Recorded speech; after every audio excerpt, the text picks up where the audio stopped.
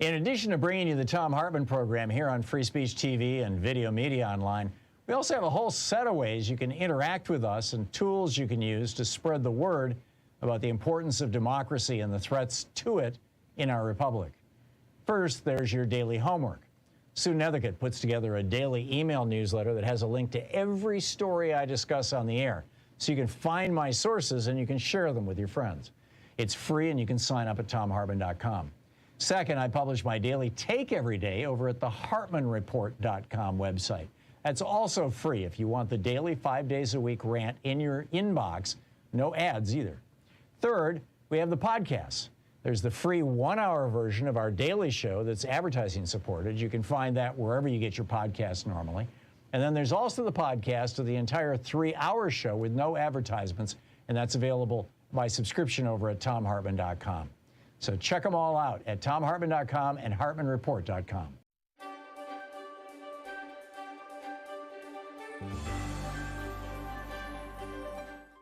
It's the Thom Hartmann University Book Club. Today we're reading from The Undercommons, Fugitive Planning and Black Study by Stefano Harney and Fred Moten. This is from the introduction. It starts with love, exchange, fellowship.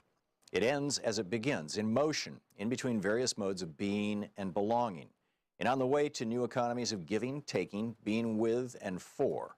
And it ends with a ride in a Buick Skylark on a way to another place altogether.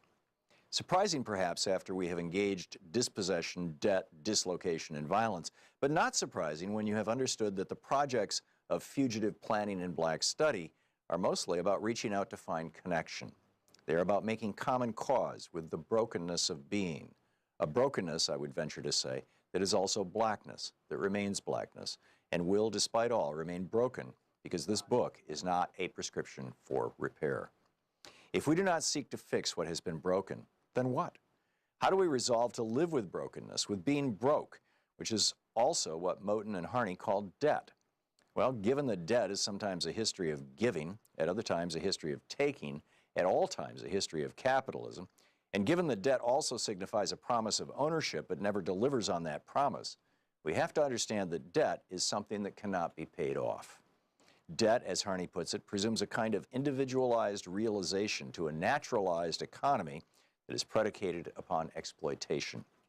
Can we have, he asks, another sense of what is owed that does not presume a nexus of activities like recognition and acknowledgement, payment and gratitude? Can debt become a principle of elaboration?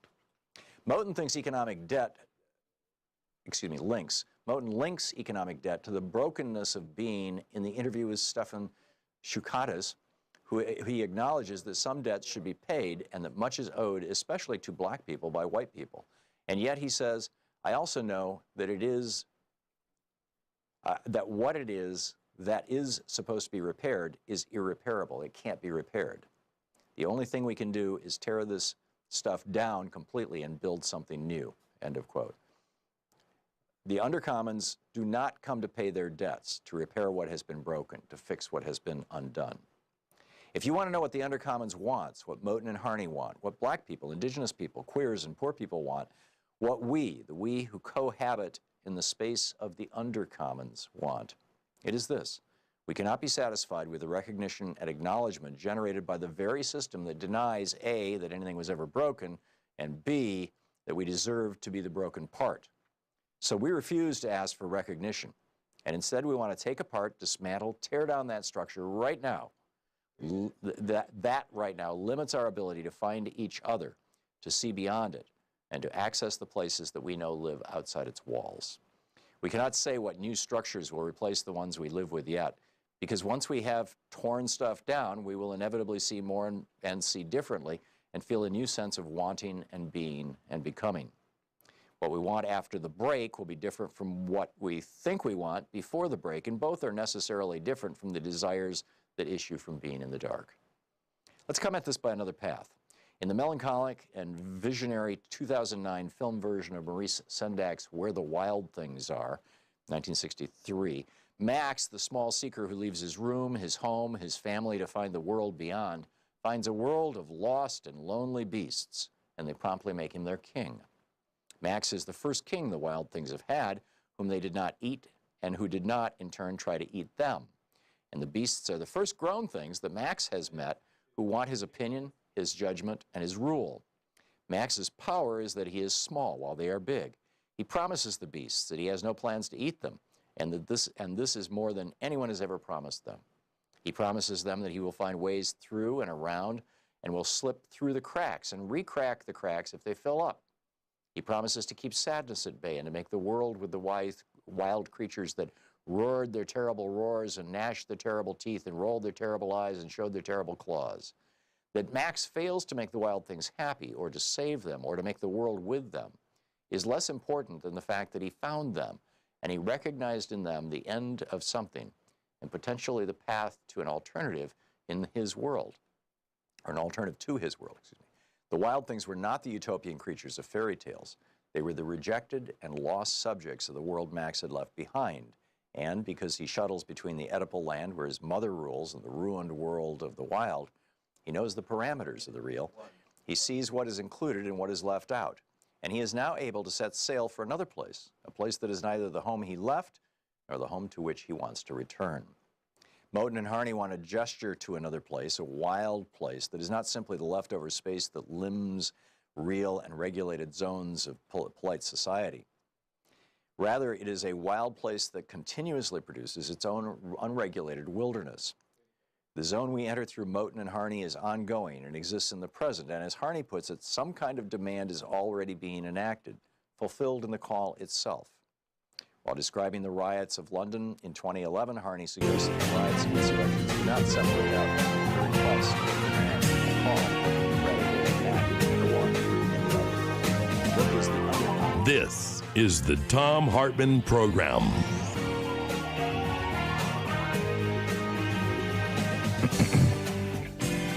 Well, happy Wednesday. A lot going on today. Professor Richard Wolff will drop by in our second hour to talk about the impact of this massive increase in the price of oil that we're about to see as a result of an OPEC action this morning. I'll tell you about that in a moment.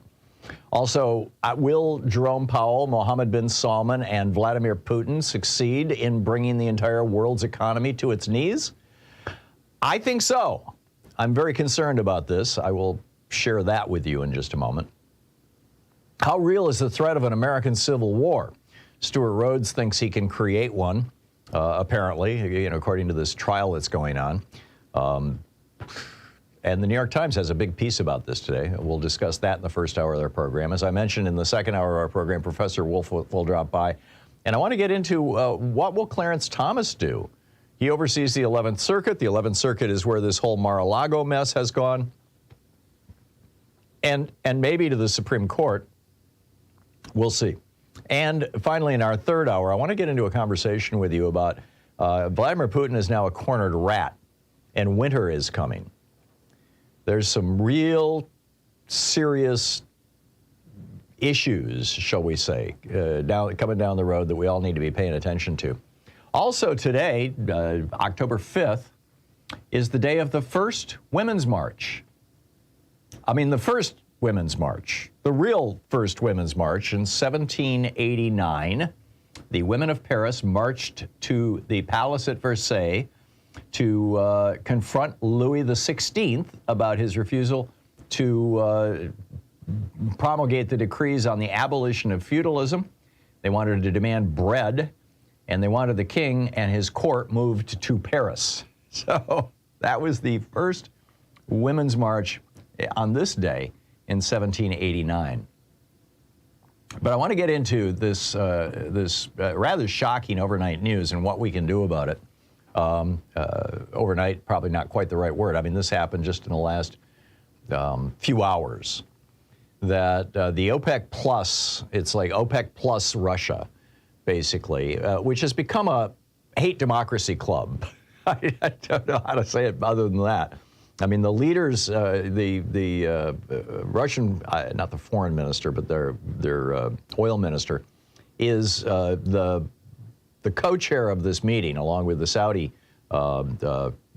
minister, and acting on behalf of Vladimir Putin and Mohammed bin Salman. And they just cut oil production by 2 million barrels a day.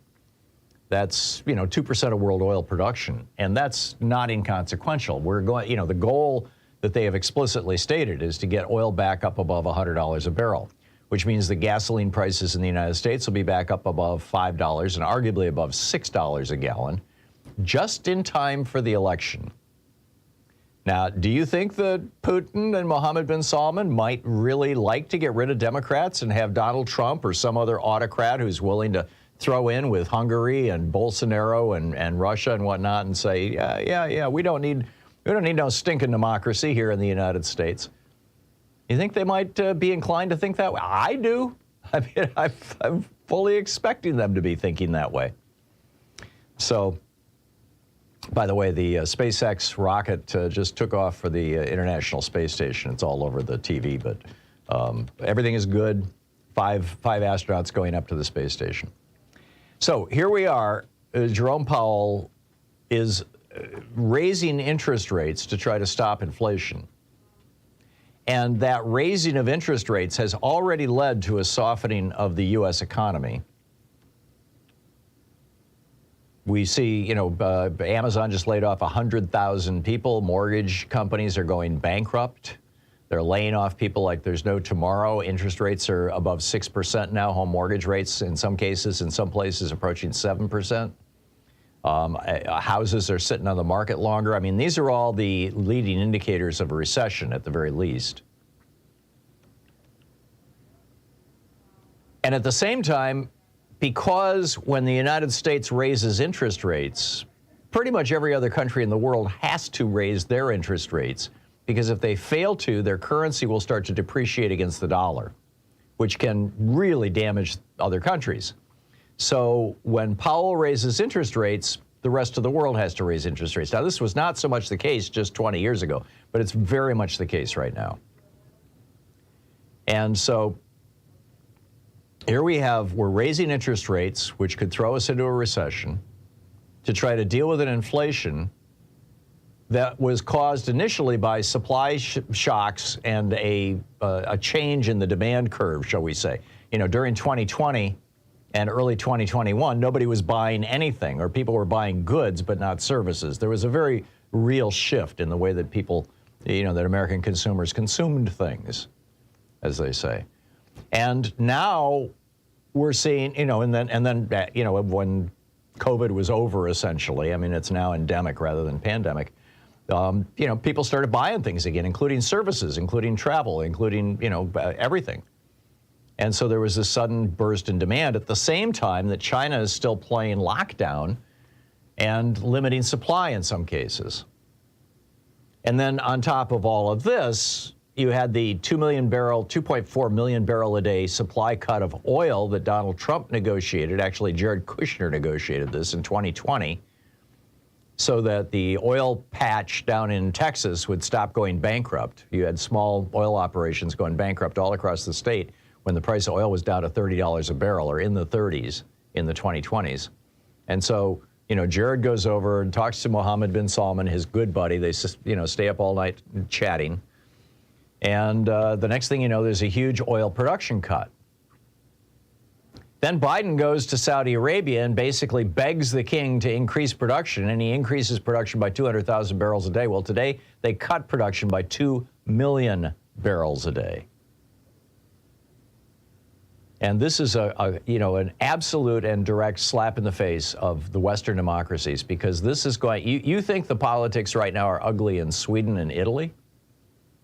This is going to hit Germany. This is going to hit France. This is going to hit, all of Northern Europe, particularly on the continent, not so much Scandinavia, who's getting a lot of their petroleum from Norway. But this is going to be a big deal. And, we need to get ready for it. So what can we do? Well, and why is the world flipped out about this? Here we have the United Nations Conference on Trade and Development, UNCTAD, just released a report yesterday in which they just came right out and said, quote, "The world is headed toward a global recession and prolonged stagnation unless we quickly change the current policy course of monetary and fiscal tightening in advanced economies." This is the United Nations. Again, the whole world is paying attention to this because when we raise interest rates, the rest of the world is basically forced to. And now the UN is saying, wait a minute, guys. We have, and then you look at the analysis from the Federal Reserve, and I published this, so this chart from the Federal Reserve of St. Louis on my, in my article today at HartmannReport.com. And it's corporate profits from 1950 to today, and in billions of dollars. And you see corporate profits, basically around 2000 they start climbing, and they soften a little around 2010. You've got the recession there. But then starting in 2020, then they flatten out again at around around 1,000 or $1,200 billion, $1.2 trillion. And then suddenly they spike in 2021 and 2022 to now they're almost to $2,300 billion. In other words, $2.3 trillion of corporate profits. We've never seen corporate profits this high, never in the history of the world. And as Robert Reich points out over at his Substack newsletter, he said, yet the Fed isn't paying attention. Minutes of the Fed's last policy meeting reveal 7 mentions of wage or wages, 17 of labor market, 8 of job or jobs, and not 1 mention of profit. And yet, inflation is when prices go up. Prices are going up because we've got basically giant monopolies in the United States. Reagan stopped enforcing the Sherman Antitrust Act and the other antitrust acts, the Clayton Act and the Antitrust Act of 1957. And when he stopped enforcing those, we had this explosion of corporate activity, the mergers and acquisitions mania of the 1980s. And that was followed by the end of competition in America. We now have oligopolies in basically every industry. So how should we deal with this inflation crisis that in part is being caused by the high price of oil and gas, in part is being caused by the fact that there's basically no competition in the American economy any longer. The average American family spends $5,000 a year more than the average Canadian family for everything from cell phone service to internet service to prescription drugs because of all these monopolies in America. So what should we do? Well, number one, we need to start breaking up the big monopolies. And in my list, big oil, big banks, airlines, internet service providers, big pharma, cell companies, media operations, and pharmaceuticals are a great place to start. We also need to reverse the 2015 change in U.S. law that allowed us to export American oil. We need to keep our oil at home. And we need to change our policy toward Venezuela so that their oil can move into our markets. I mean, there's a bunch of things that we can do. The other thing that we should be doing, which is what the United Kingdom just did, is they just put a windfall profits tax on their oil industry. They're looking at the same numbers we are, and they're saying, hey, the oil industry, the fossil fuel industry, is making profits like they have never made in the history of the world. And we are going to tax some of those excess profits, and we're going to cycle that money back to consumers so that they can pay for these increased fossil fuel costs. Which, by the way, is exactly what UNCTAD, the United Nations Conference on Trade and Development, is exactly what UNCTAD is calling for. They're saying, put into place windfall profits tax. Well, the United Kingdom just did. Why, why can't we here? Well, obviously, every Republican is going to be opposed to this. But I think the Democrats might be able to get this passed by reconciliation. I'm not sure if the reconciliation window is altogether closed for the year. or, if this is something that they can pull off. But I think they should. So those are my solutions. Do you have thoughts on this? Or what are you expecting to come out of this radical action from OPEC this morning? I think it's going to throw our politics into chaos. I'm expecting that, probably starting in probably next week or the week after that, you're going to start seeing gas price ads all over the place. Get ready. This is the Thom Hartmann Program. We'll be back with more of the news of the day and your calls. I want to get into this threat of civil war as well, right after the break.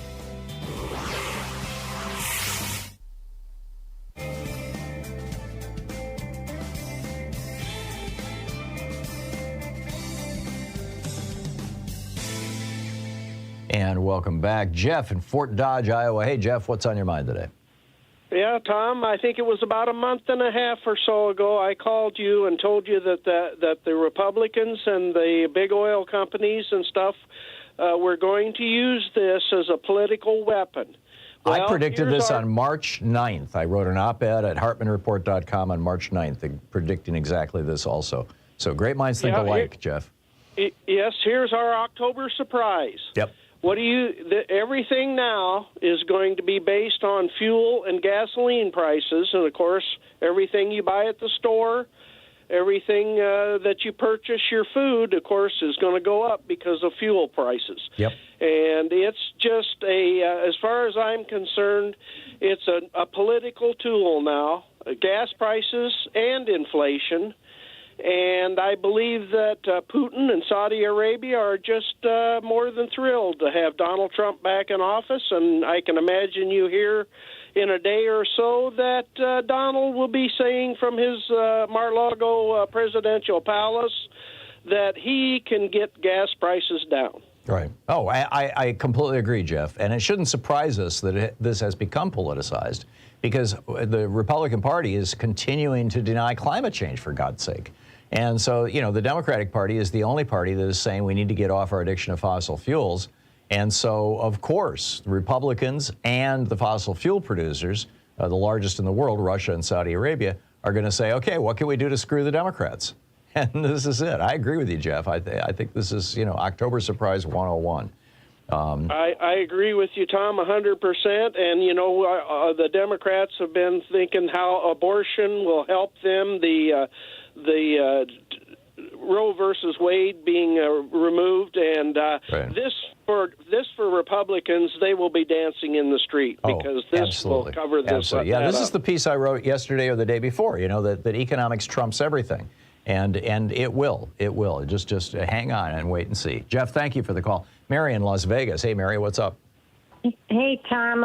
I just got gas Monday, and I'm in Vegas. I paid $5.86 a gallon for regular. Wow. So it's going to go to like $7 once this production cut goes into effect. Oh, I think so too, and I'm sure it was cooked up when Ben Salman was at Mar-a-lago. And God only knows what happened there. Did bin Salman come to? I didn't know. I knew that there were some Saudi people who came to well, maybe it wasn't bin Salman specifically, but they had that golf tournament or whatever going on there. I'm sure they had spokespeople there. Yeah, you're absolutely right. And in fact, there was like one of his most senior members was there for that live golf tournament. That was in Bedminster.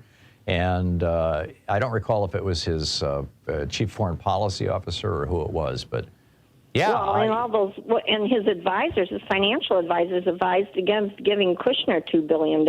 Yep. But he wanted something in return. I wonder if that was the moment when Trump whispered in their ear, "Hey, you really want to screw the Democrats? You really want to see me back in the White House? All you have to do is cut oil production, raise prices." Exactly. It's like October Surprise 101, as Jeff said.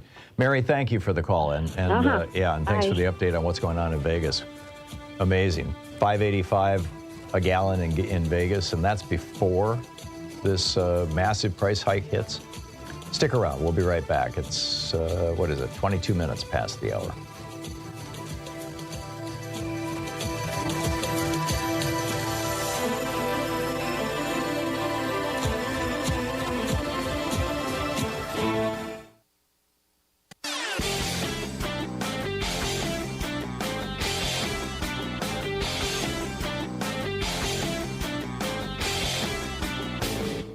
Missed my opening rant today? It's usually published over at HartmannReport.com, where you can read it and share it with your friends for free. Check it out, HartmannReport.com. There's an amazing study out of Qatar, the country in the Middle East, back from 2020. Now, this was back before there was a vaccine for COVID.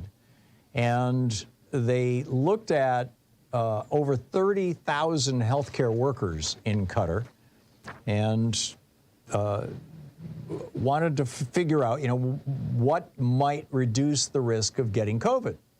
Again, this was before there was any vaccine. And what they found was that people who had had a flu vaccine were less likely to get COVID than people who hadn't had the flu vaccine. This is absolutely remarkable, and nearly 90% less likely to develop severe COVID. It was 30% less likely to test positive and 89% less likely to develop severe COVID compared with their coworkers who had not. It's an amazing study. The whole details are on a video over at ThomHartmann.com. Check it out.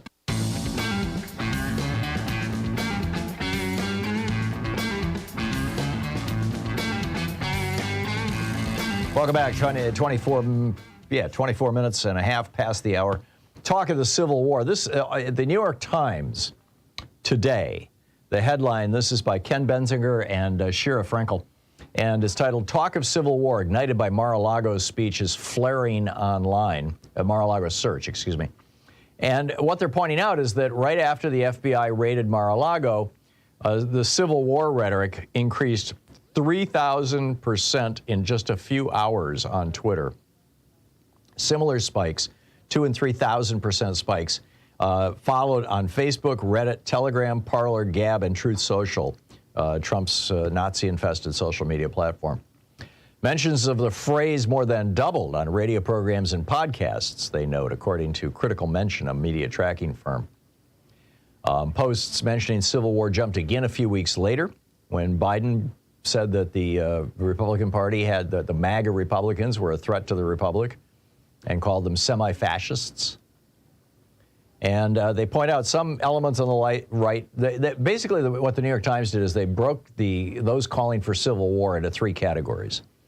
Number one, a call for an organized battle for control of the government, literally, control the government through force, like they tried to do on January 6th.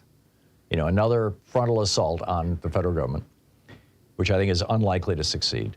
Others envision something akin to a drawn-out insurgency punctuated with eruptions of political violence, such as the attack on the FBI's Cincinnati field office in August. This would be kind of the Lebanon situation. And a third group describes the country as entering a cold civil war manifested by intractable polarization and mistrust, which is certainly what the right-wing billionaires have been promoting for several decades now. And frankly, kind of the place where we're stuck right now, is this cold war going on in America, being fed in large part by huge amounts of money, pouring into think tanks, pouring into over 1,500 right-wing radio stations, pouring into Fox so-called news from the Murdoch family, and on and on it goes, right? All these sources of hate and division and strife being poured into the American body politic by basically people who don't want to pay their taxes. I mean, that's mostly what it boils down to. They don't want their companies regulated, they don't want to have to clean up their pollution, and they don't want to pay their taxes. And for that, for decades now, they have been willing to destroy our republic. So what say you about all this? How do you think this is going to play out? Your thoughts on the Saudi and Russian oil price hike today? We'll be back with your calls right after this. You're listening to the Thom Hartmann Program. Call 202-808-9925. Speaking the truth, the multinational corporations in the oil industry would rather you didn't know. I'll be right back.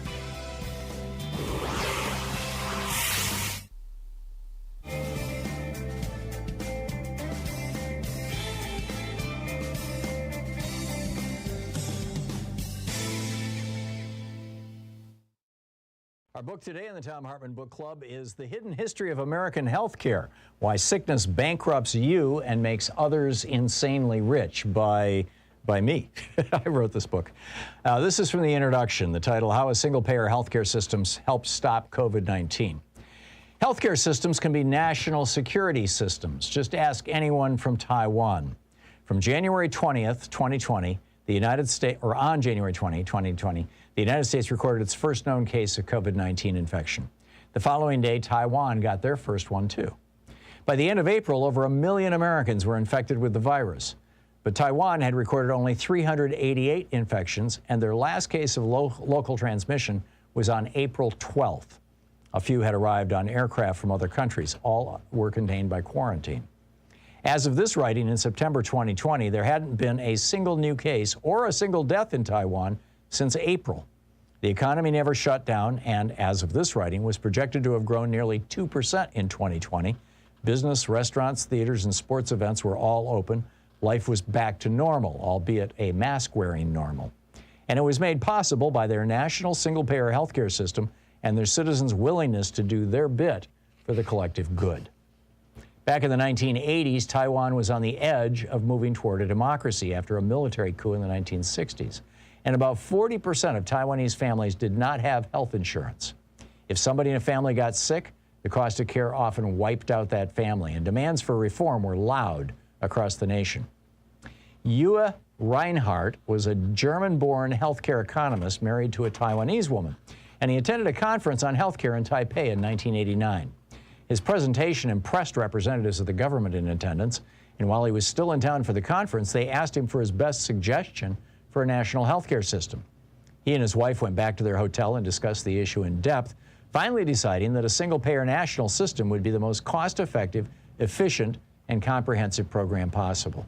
He shared his thoughts with the government representatives, and the next day he left Taiwan to go back to Princeton, where he was an economic professor. 6 months later, though, a representative of Taiwan's government called him to say that they were going to take up his suggestion and asked him to help craft their healthcare program. He enthusiastically agreed, and by 1995, Taiwan had instituted one of the world's best single-payer healthcare systems. Today, everybody in Taiwan is fully covered for doctor and hospital services. Everybody has a driver's license-like healthcare card, which accesses their entire medical history. They can book a doctor's appointment on any computer terminal in the country, and the entire cost of the system is a bit more than 6% of Taiwan's GDP. For comparison, in the United States, healthcare consumes 24% of our GDP. Because there is no insurance company intermediaries sucking profits off the system in Taiwan. When COVID-19 hit, Taiwan chose not to use the blunt force technique of shutting down their economy and locking people in. Instead, they took on the coronavirus with an aggressive nationwide test and contact trace program tied into the National Health Service database. Every infected person was identified and put into a comfortable quarantine, and every person he or she had come into contact with, even very marginal contacts, were also tested and their contacts traced. By April, just a bit more than 2 months after the first case surfaced, the country had the coronavirus isolated and completely under control. By quarantining inbound visitors to the nation island of 23 million, they were able, as of this writing, to keep it that way. Maintaining public health is one of the most important functions of any nation's healthcare system. Because America's is so fragmented, it's inconceivable that our nation could respond to an epidemic, a pandemic, or another public health disaster with the speed and elegance of Taiwan or any of the world's other nations with single-payer Medicare for all types of systems. It's like Stockholm Syndrome, a friend who's a psychotherapist said, describing the way that Americans have clung for more than 5 generations to a for-profit health insurance system, while the rest of the world figured out how to provide health care to all their citizens at a much lower price. People know it and have become familiar with it, she added. They just can't imagine anything else. It's probably the largest con job ever perpetrated on the American people, one that has cost trillions of dollars and millions of lives. It's been going on since the 1940s. If it were a scientific experiment, it would have been shut down by the ethics review panels generations ago. This experiment in providing health care via a for-profit insurance system has led to the deaths of more Americans than we lost in World War II. Every year, over 500,000 Americans go bankrupt, often losing everything they've worked their entire lives for because somebody in their family got sick. That's million families a year, every year, for the past few decades. And the coronavirus, of course, has only made things worse. Perhaps most galling, this massive ripoff is costing our entire nation and each of us individually a fortune. Insurance premiums right now make up 22% of all taxable payroll, well above what the cost of Medicare for all would be at around 14% when first put into place, dropping down to around 10% within a few years as previously uninsured people get their health needs up to date. As the health insurance, drug, and hospital parasites push their suckers deeper and deeper into our body politic, spending on health care by Americans went up 25% between 2000 and 2014. The book, The Hidden History of American Health Care by Thom Hartmann.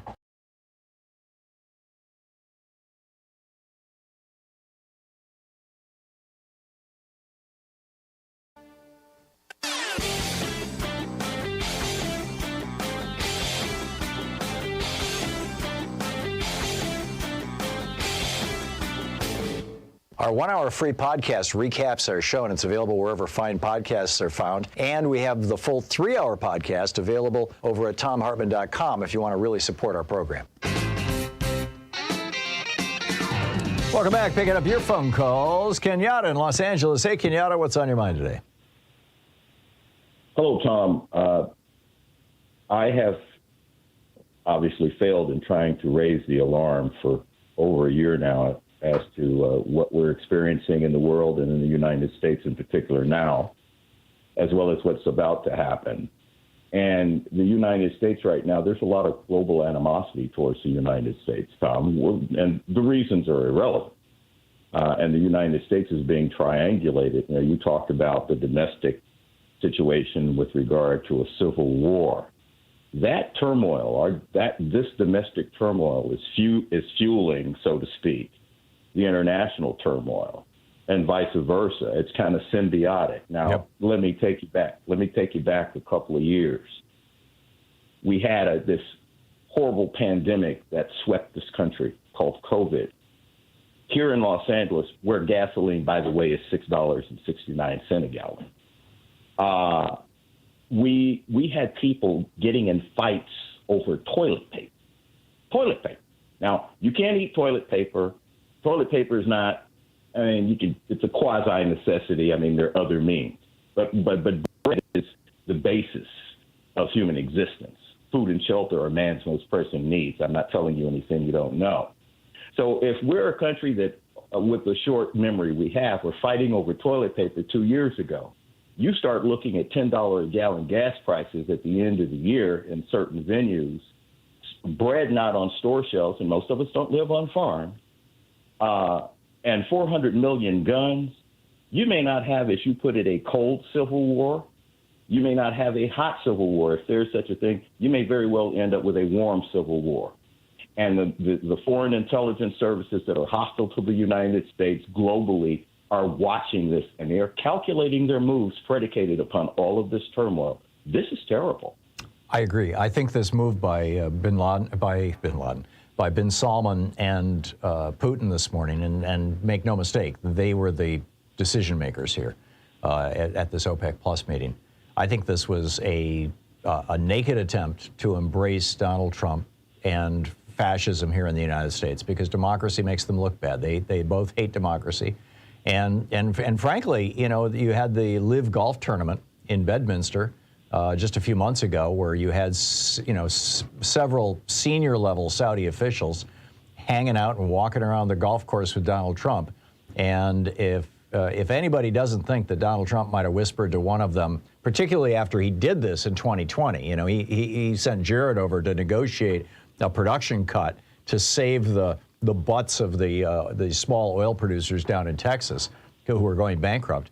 And they cut production 2.4 million barrels a day. And they haven't restored that. You know, they restored a couple 100,000 of that. And now we've got another 2 million barrel production cut on top of that. And at a time when demand is increasing, although it may soften as a result of these interest rate hikes and the recession that they'll provoke. But it sure seems to me, Kenyatta, like what we're looking at is these two countries, Saudi Arabia and Russia, who are essentially hostile to the Democratic Party and openly and nakedly hostile to Joe Biden, deciding that they want to have Republicans in the White House. They want to have Republicans in control of this country because Republicans don't believe in democracy and Republicans are authoritarian friendly. And Republicans invite Viktor Orban to come speak to their conference. So Republicans embrace and endorse and applaud Vladimir Putin and Mohammed bin Salman. So, you know, this is, it's breathtaking. And, well, throw in the fact that the Oath Keepers were instrumental in this Civil War, January 6th whole thing. And I've mentioned this to you before, many of whom are in law enforcement, many of whom are active or former military, and then throw in 400 million guns and Americans not being able to get food. Yeah. And by the way, those Oath Keepers and so forth, of course, they identify with the Republican Party. You talk about cuts in production in Texas. Texas is a solidly rich state. So, I mean, I just don't understand, because I'm certainly not the sharpest knife in the drawer, as I've told you before, but I'm the sharpest among the dull ones. I don't understand how we have people in power that aren't understanding that this country's being set up. Yeah, yeah. And Jerome Powell is playing the role of useful idiot here, in my opinion. You know, sadly.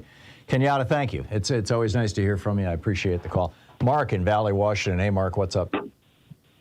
Well, I'm going back to your original comment about this gas thing going to cause depression. I think it is going to cause depression, because I think that once gas hits $7-8 a gallon, $9 a gallon, that's, you know, it's going to cause all sorts of stuff to go under. Yep. It's going to be that way worldwide.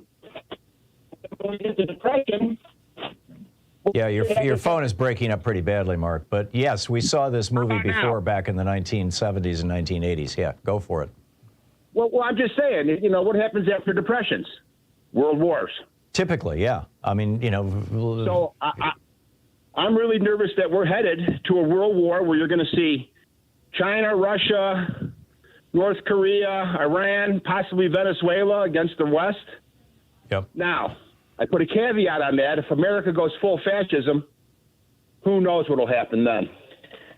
No, it might be, ironically, the thing that would avert a world war, because suddenly we'd say, yeah, China, you could have Taiwan. Sure, Russia, you can have Ukraine. All good, you know. But I don't think it's going to happen. I don't know, Tom. I think if America is so unstable that we're in a weird civil war where we're in such conflict that we can't put our attentions to the other places in the world, what better time for Russia to expand back to the Soviet Union or China to which is certainly what they're trying to do. Yeah, I'm with you. Mark, thank you. I think your analysis is pretty cogent. Rob in Colorado Springs, Colorado. Hey, Rob, what's on your mind?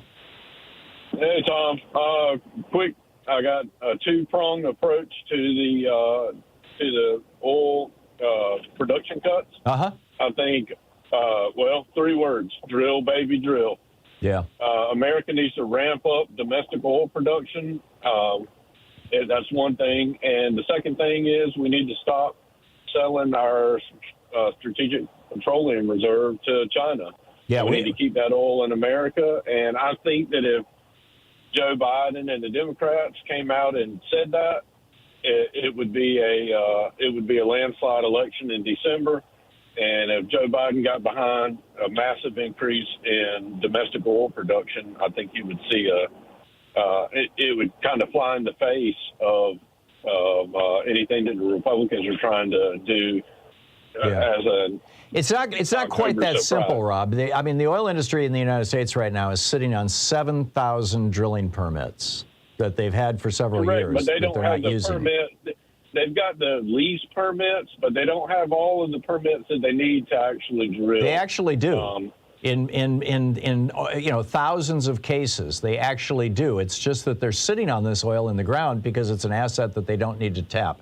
And in 2015, this was part of an omnibus piece of legislation, one of those must-pass bills.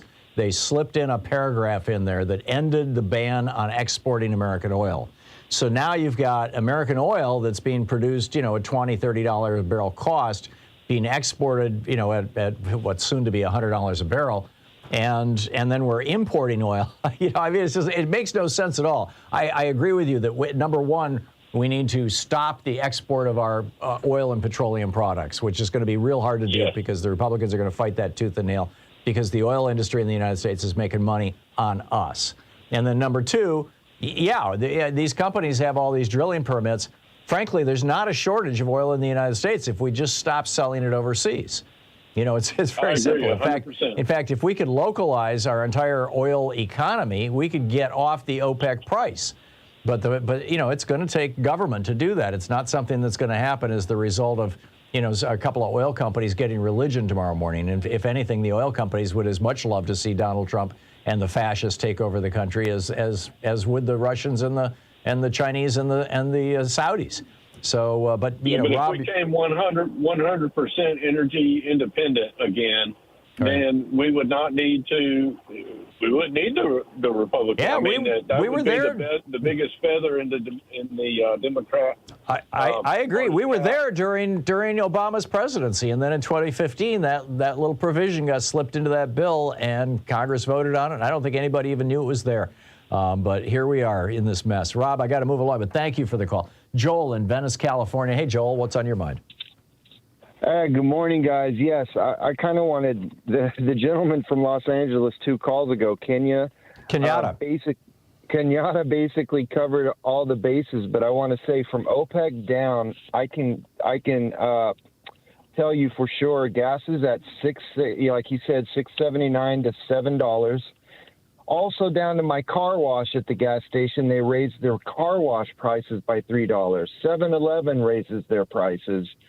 Somebody said that I'm 51, so I'm older, and I remember when prices were like $2-3 cheaper. Mm-hmm. I think the adjustment they're making on their prices will stay for the generation now. To these youngsters, that's just the regular price right now. Yeah, unless we break up the big oil companies. Yes. But the oil companies have been scamming us for years, and of course they're going to be on the cartel side. They're just going to keep making more money. My point is, I won't be able. My cost of living, no matter what, will always be where I can't get ahead. So I just think this was a big after COVID scam. They want their money back. You should. I know that sounds crazy. No. It's if you want validation of that perspective, Joel, go to HartmannReport.com. Look at my article today, and about halfway down the article, there's a graph that I pulled yesterday off the website of the St. Louis Federal Reserve Board, and it's a graph of corporate profits from 1950 to today. And the line from 1950 up until around 1980 is relatively flat. It starts going up around 1980 and starts going up significantly around, 2011, 2012. But then in 2020, it just shoots right straight up. We are in the second year of the most profitable quarterly profits on the part of the largest American corporations, including the fossil fuel industry, in the history of America. I mean, there's never been anything like it. So it's I will read that article. Thank you, sir. One last thing. Starbucks has raised their prices $1.50 on iced coffee, and they made, $30 billion in 2020 or something crazy. Exactly. There is no competitive pressure for these guys because we don't enforce the antitrust laws. And so basically the only thing that restrains prices is price point, is the point at which consumers start screaming. And, it shouldn't be that way. There should be competition. Joel, thank you for the call. We'll be right back. You're listening to Thom Hartmann. Visit ThomHartmann.com for audio and video archive. And Kenyatta is one of the sharpest knives in the drawer. We'll be back with more of your calls in just a moment.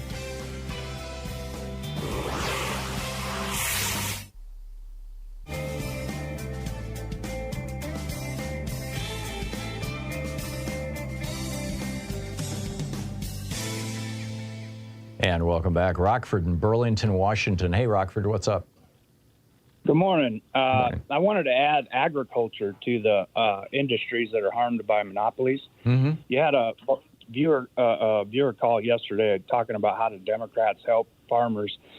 And I'd like viewers like them to consider how monopolies harm every industry, including farming. Yep. And maybe consider calling their reps, whether they be Republican or Democrat, and ask how they feel about applying antitrust laws to the farming conglomerates. Yeah, big ag is a big deal, and you're absolutely right, Rockford. Yes, spot on. Thank you very much for that. Jerry in Huntington Beach. Hey, Jerry. You wanted to trash talk Democrats? Well, yeah. Hi, Tom. Hey. I guess you're right. These times are kind of scary. These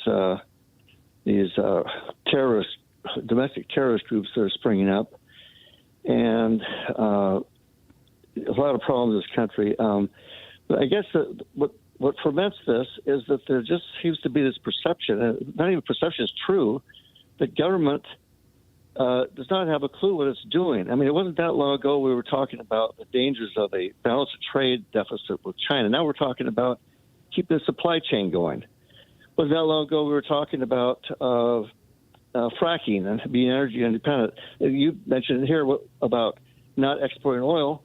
Well, why does that happen? It doesn't happen. Nothing ever happens. Nothing is ever fixed. And it just feeds into this thing that the people think the government's incompetent. And by the way, Joe Biden, I think, is no help. That guy should be replaced. But I don't know what's going to happen with him. But I hope he doesn't run again. But I'm sure he will. But it's just one thing. So what's your solution, Jerry? You've got a long list of concerns and complaints. What's your solution?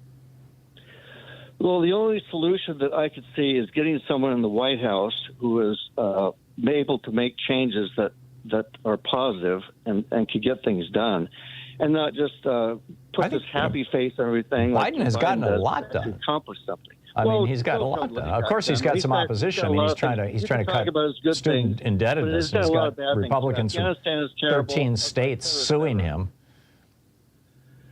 Well, it's just you think he should run again? I don't think so. He's too old. He's worn out. He's done. I never liked him when he was young, and I definitely don't like him when he's old. Yeah, you got to get some new blood in there. That's not. I don't think he's going to run again. I don't think that's even relevant. But I realize it's a big topic of conversation over on Fox News and on right-wing radio. But that wasn't my question. My question was, what's your solution? And you said get somebody in who knows what they're doing. I think you've got somebody in the White House who knows what they're doing. That would be a start. He's up against absolutely intractable Republican opposition, and he's got a couple of Democrats who are just nakedly bought off. Why can't Joe Biden get things done? I'm sorry, I can't hear you, Jerry, when you're trying to talk over me. Well, I'm sorry, I didn't mean to do that. So what'd you say? I said Lyndon Johnson got things done. Why can't Joe Biden? Yeah, well, I think that Joe Biden is getting some things done. That's not the perception. Well, it's not your perception. I mean, it's not the reality. I think he's gotten a lot of. Well, we're arguing abstractions here, and I don't have a list in front of me of his accomplishments, but I've gone through it in the past. Jerry, thanks for the call. We'll be right back. It's 9 minutes before the hour.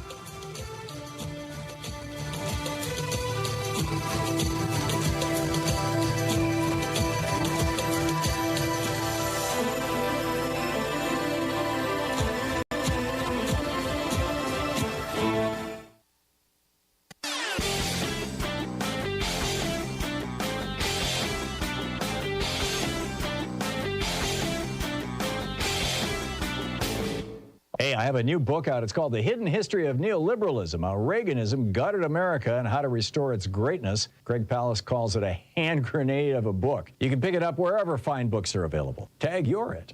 A fellow over on Twitter, Paul Ferry, put together an amazing Twitter thread with clips from newspapers starting in 1894. In 1894, the newspaper was saying, nobody wants to work anymore. In 1905, nobody wants to work anymore. In 1916, nobody wants to work anymore. The story is a little more than that, but I'm going through this quickly. 1922, what's the cause of unemployment and hard times? Nobody wants to work anymore. 1937, orchardists complain of shortage of labor because nobody wants to work anymore. 1940, nobody wants to work anymore, says the governor of Wisconsin. 1952, nobody wants to work anymore. 1969, Sunday segment on the TV news titled, Nobody Wants to Work Anymore. 1979, and then, he goes to 1981 and 1999 and 2006 and 2014 and 2022. Yeah, we've been hearing this for a long time. There's a whole video clip about it over at thomhartmann.com. Check it out.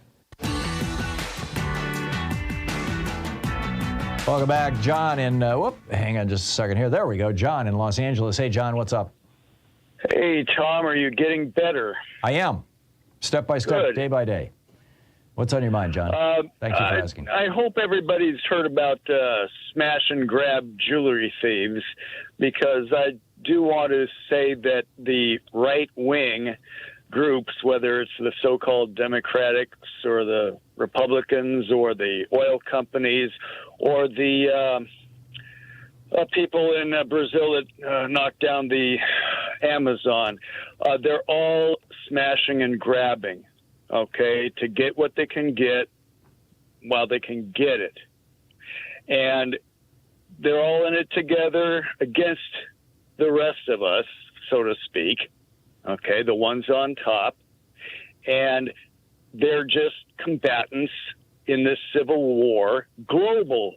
So what's your solution, global John? Civil war, by not allowing them to get away with it any longer. Okay, that sounds good. John, thank you. Jim in Albuquerque, New Mexico. Hey, Jim, what's up? Hi, Tom. Just a quick scenario for you. What would happen if the government stopped subsidies for the oil companies? And then what if there was a national boycott day where nobody bought gas in the U.S. for one day? What would the output of that be? There would be no consequential difference. People still have to drive to work. They'll just buy gas the next day. I mean, the outcome would be the same.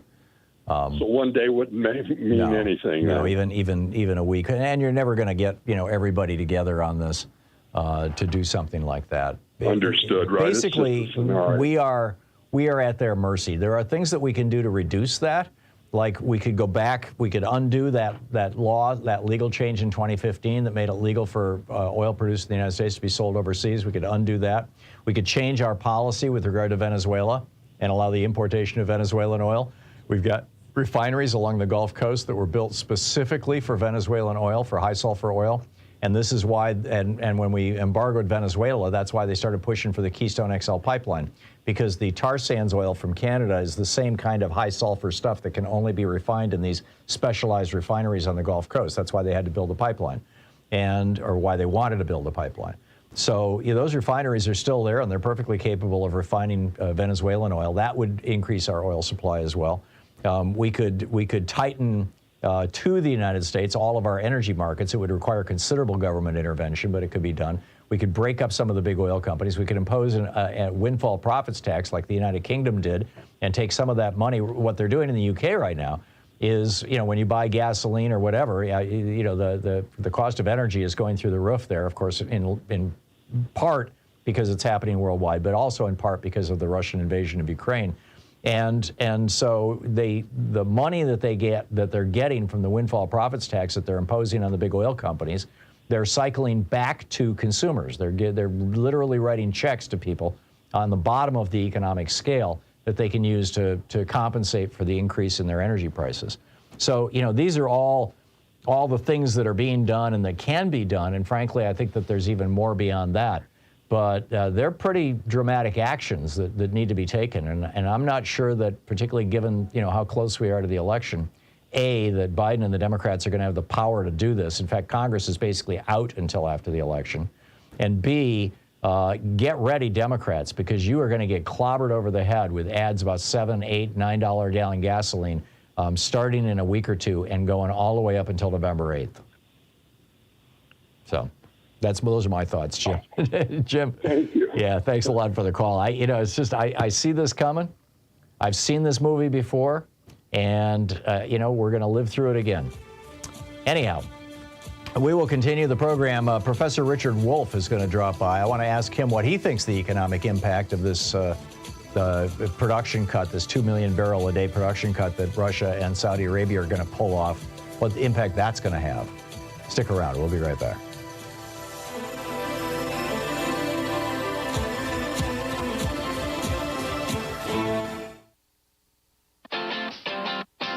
You're listening to Thom Hartmann.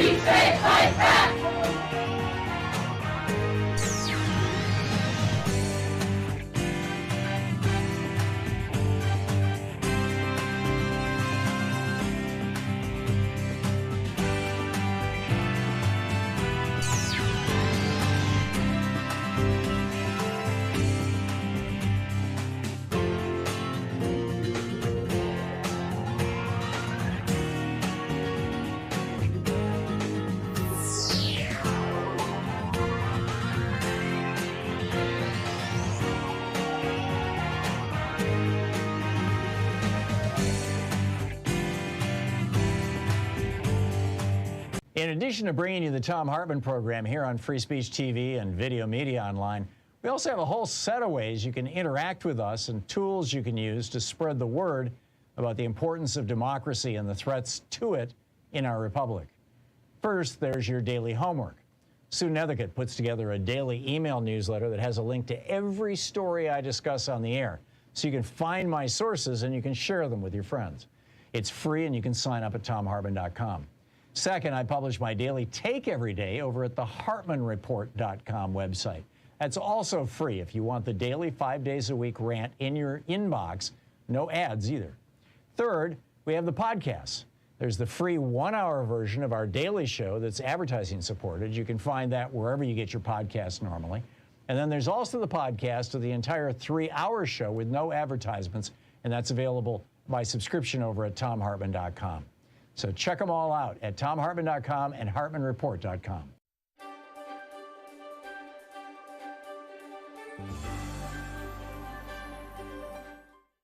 For our book club today, we're reading Out of the Wreckage, A New Politics for an Age of Crisis by George Monbiot. This is from Chapter 3, Don't Look Back. The political history of the second half of the 20th century could be summarized as the conflict between its two great narratives, neoliberalism and social democracy. Social democracy in this era, whose story I briefly summarized in Chapter 1, acquired much of its power and coherence from the thinking of one remarkable man. Across 4 decades, John Maynard Keynes's work dominated economic thought and practice. During the period the French called the Trente Glorieuses, 1945 to 1975, his prescriptions are widely credited with reviving economies and distributing their benefits. That they remain more or less the only mainstream alternative to neoliberalism today reveals a remarkable stagnation of both thought and ambition. The first and most obvious problem with an attempt to use Keynesian social democracy as a core political narrative is that the story is more than 80 years old. Political stories need to be renewed. If politics does not feel fresh, it struggles to kindle the imaginative excitement from which hope arises. The second problem is that the surviving enthusiasm for Keynes among mainstream parties is highly selective. It has been reduced in most cases to lowering interest rates when economies are sluggish and engaging in tepid counter-cyclical public spending, which means injecting public money into the economy when unemployment is high or recession threatens. Other Keynesian measures, such as raising taxes when an economy grows quickly to dampen the boom-bust cycle, the fixed exchange rate system, capital controls, and a self-balancing global banking system, an international clearing union, all of which Keynes saw as essential complements to these policies, have been discarded and forgotten. Not only does this ensure that the rich old story has been reduced to 2 thin chapters, whose loss of context destroys their narrative power, but the absence of other Keynesian measures, as well as changed global circumstances, weakens the effectiveness of the remaining elements of policy. Let me give you an example. In 2009, in the hope of boosting the economy in the wake of the financial crash, the British government spent £300 million on stimulating sales of new cars. Under its scrappage scheme, if car owners traded in their old vehicles for new ones, the government, with the help of manufacturers, knocked £2,000 off the price. This lavish program was partly justified as an environmental measure, though it was clear from the outset that it would lead to a rise in environmental impacts as the materials and energies used in manufacturing new cars outweigh any likely savings from better fuel economy. Its primary purpose was to boost British car assembly plants and protect the jobs of their workers. But European state aid rules forbade such schemes from discriminating between cars made in Britain and cars made abroad. British car parts assembled only some 15% of the vehicles sold in that country, which meant that 85% of the benefit went to car plants in Germany, Japan, and other manufacturing nations. We could see this spending as foreign aid to some of the world's richest nations. The current pattern of globalization, which developed partly as a result of abandoning the fixed exchange rates and capital controls that Keynes advocated, ensures that this problem is to some extent repeated wherever Keynesian stimulus spending is applied. It might lead to a general, if scarcely detectable, global economic uplift, but the domestic impact will necessarily be weaker than Keynes intended. This issue is compounded by the phenomena of job-free growth, caused in part by the automation now spreading into almost every economic sector. Today, governments pull the starter cord, spending public money and cutting interest rates. that ignited the economy and employment in the past, only to discover that it snaps before the motor fires. Two feeble measures, removed from the rich framework of thought and narrative in which they were once embedded, have little chance of sustaining a political revival. Another issue is that the troubles that beset the Keynesian model in the 1970s have not disappeared. While the oil embargo of '73 was the immediate trigger for the lethal combination of high inflation and high unemployment, called stagflation back then, that Keynesian policies were almost powerless to counteract. Problems with the system had been mounting for years. Falling productivity and rising costs push inflation, wages and prices pursuing each other upwards, were already beginning to erode support for Keynesian economics. Most importantly, perhaps, the program had buckled in response to the political demands of capital. Strong financial regulations and controls on the movement of money began to weaken in the 1950s as governments started to liberalize financial markets. Richard Nixon's decision in '71 to suspend the convertibility of dollars into gold destroyed the system of fixed exchange rates on which much of the success of Keynes's policies depended. The capital controls introduced to prevent financiers and speculators from sucking money out of balanced Keynesian economies collapsed. Today, it's hard to find a mainstream politician in Europe or the Anglophone nations, including those who call themselves Keynesians, prepared to call for their reintroduction. We cannot hope that the strategies deployed by global finance that helped to destroy the efficacy of Keynes's measures in the '70s will be unlearned. If the soft Keynesianism proposed by opponents of neoliberalism is to amount to anything but tinkering, it has to confront a wider set of challenges than most of its advocates have yet been prepared to acknowledge. But perhaps the biggest problem residual Keynesianism confronts in the 21st century is that when it does work, it collides headfirst with the environmental crisis. The book, Out of the Wreckage by George Monbiot.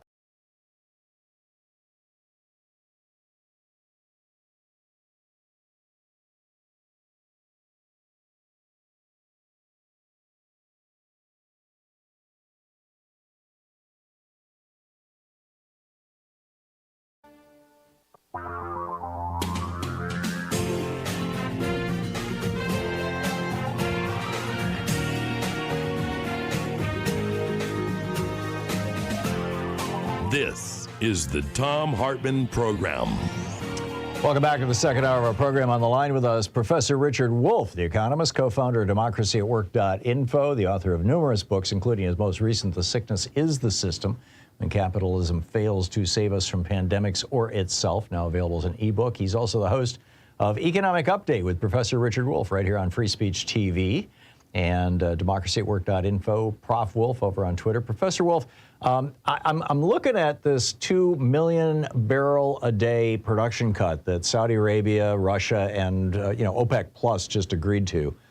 And two possible explanations come to mind, and I'm wondering what other ones you have and what you think the impact of it'll be. One is that they're looking at the world economy as the United States is raising interest rates and basically forcing most other countries to do the same, or else risk currency devaluation, and thinking this is going to throw the world into a recession. Recessions reduce the demand for oil, so we need to cut production so that our price remains solid. That's one possible explanation. The other is that they're looking at Biden and the Democrats and saying, screw those people. Russia hates Biden because of Ukraine. Saudi Arabia hates Biden because they're friends with. I mean, their guys were in Bedminster just a couple of weeks ago hanging out with Donald Trump. This would be the October surprise. This year's October surprise. I'm curious your thoughts on the why and the consequences. Well, I think there's so many issues being wrapped up here. It's hard to figure out what's the most important. Let me try. I think on the most basic level, we are seeing a world in which all the old arrangements, the understandings are disappearing. The position of the United States simply isn't strong enough anymore to control what's going on the way it had been for half a century, including the oil market. Europe is going its way. Russia its way, China its way, and the United States. And the message to everybody is, you better check and take care of yourself because you cannot rely on a global economy because the role of the United States as running it is over. In the case of oil, you're absolutely right, what you listed, falling demand, a recession predicted for the end of this year and all of next year, led by predictions from Americans, by the way, Nouriel Roubini and a whole lot of others. And so the demand for oil has already come down. We're at oil below $100. They need it in the Middle East and in the oil-producing countries, about 25 of them now in OPEC plus.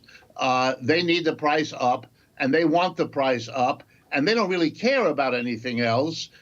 They feel their interests have been damaged by the United States. You might mention there that Biden has used reserves from the American oil reserves to lower the price, release 75 million tons of the stuff, barrels of the stuff. It is an act of aggression in their minds. You've lowered the price of what we depend on.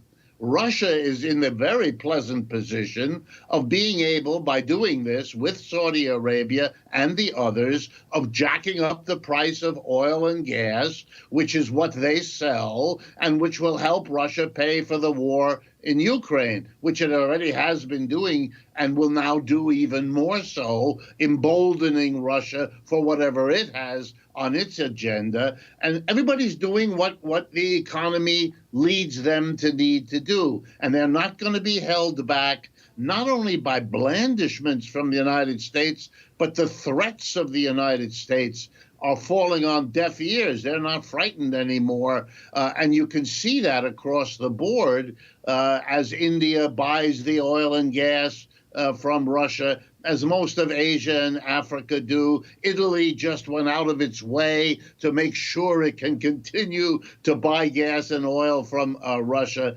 More and more, that's what this is about.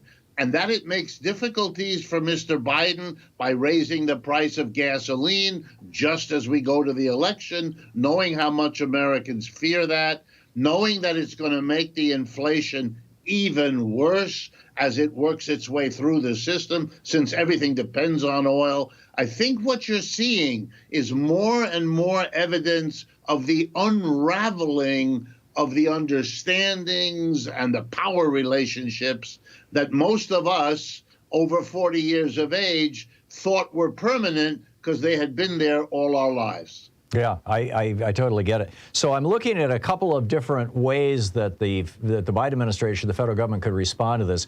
One is to, which would require legislation, I believe, to reverse the 2015 change in law.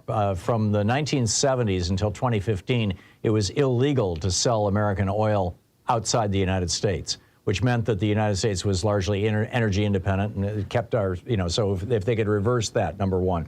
Number two, the United Kingdom has put windfall profits taxes on their oil companies, and they're cycling that money back to consumers. That's something we could do. Number three, we could break up the big oil companies. I realize that's something that's going to take years to do, but, even starting the process. It seems like there are. Another one is we could start importing. We could change our foreign policy with regard to Venezuela. We've got refineries along the Gulf Coast that were originally built to deal with high sulfur Venezuelan oil. When we embargoed them about a decade ago, that's why they started pushing so hard for the Keystone XL pipeline, because that's the same kind of high sulfur oil coming down from Canada, specifically for those refineries. In fact, I think the Koch brothers owned one of them at one point. So these are some of the things that are possible. I mean, any of those have resonance with you, and do you have other thoughts about what we can or should be doing to deal with this double whammy of inflation and high oil prices? Yeah, I mean, we are a major oil producer. We are in position to take all kinds of steps because of that, that other countries can't, and that Americans are going to have to get used to sooner or later. They may sound wild now, like your list may sound shocking to some people, but shocking is what we're living through. And more shocks, I guarantee, are coming down the pike. We could control inflation by a wage price freeze. It doesn't have to be a equal freeze on everything. We can freeze oil prices here produced in the United States. That's an alternative to a windfall profits tax because it means that you are recycling by not letting the price of oil go up in the first place.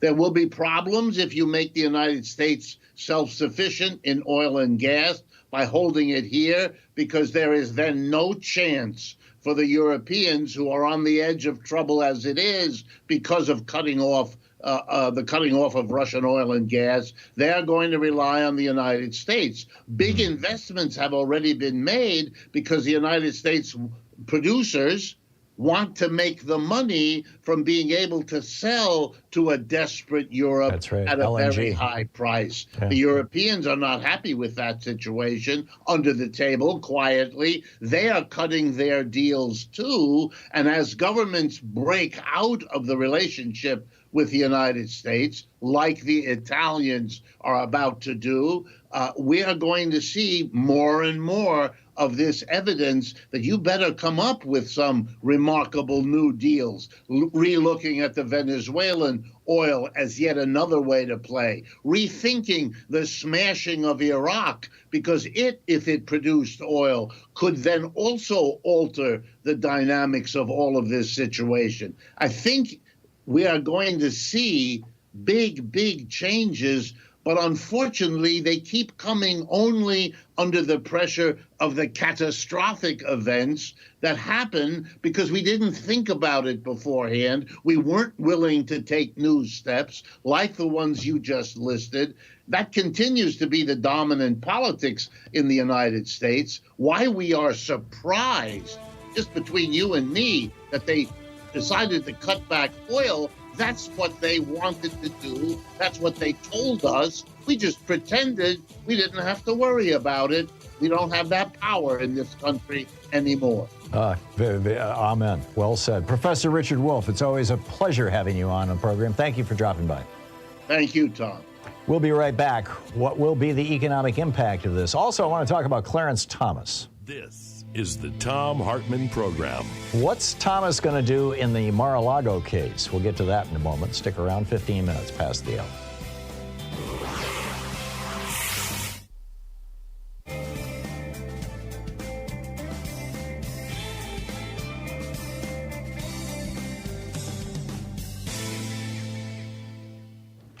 And welcome back. MJ in Seattle. Hey, MJ, thanks for listening to KBCS. What's on your mind today?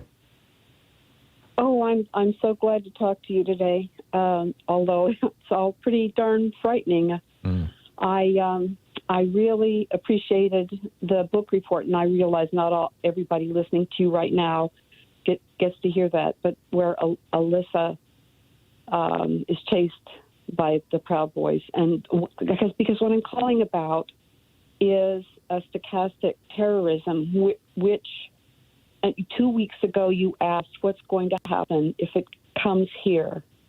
And I am calling to tell you that studies that I've done, and interest that I've had in preventing people from going to this stage, this place, that I started by looking into the UN and their stages of genocide. And they developed those through a study of Rwanda. So the outbreak of unprovoked violence, and the word stochastic is marvelous when you look it up and you see the synonyms. Assumed, purported, it means just shooting. The genesis of the word is shooting an arrow and just seeing where it lands. Right. And the concept of stochastic terrorism is that a politician or a leader will say things or do things that will cause people completely unrelated to them and not at all in contact with them, but sharing their worldview, to then go out and commit acts of terrorism. That's correct. And we there are 10 stages that the that it's important to places like Holocaust museums, and there are 10 stages. Do you want me to name them? Feel free. Can I do that? Sure. Classification, symbolization, discrimination, dehumanization, organization, polarization, preparation, and I presume that we are at least a preparation or persecution, and then finally extermination and denial. Yeah. And so we're pretty far down that list. Yep. We're in the or at least the GOP is. Yeah. Yeah, at least the second half of it. Well, people that are provoked, that might be provoked into doing these acts, that already did January 6th. Mm-hmm. And so they've gone all the way to calling for death. And now they're, that smaller subsection of the country that already went there is, in deny, just denying they didn't have anything to do with it, Mm-hmm. So I want people to be aware that this is something that's been given a lot of thought, and people with a concern, with people with a concern should be aware. Thanks very much for having me today. I appreciate your show so much. Thanks, MJ. Yeah, I think you said it very well, and these are and legitimately so serious concerns. And stochastic terrorism is, in my opinion, exactly what Donald Trump is trying to provoke. We'll be right back.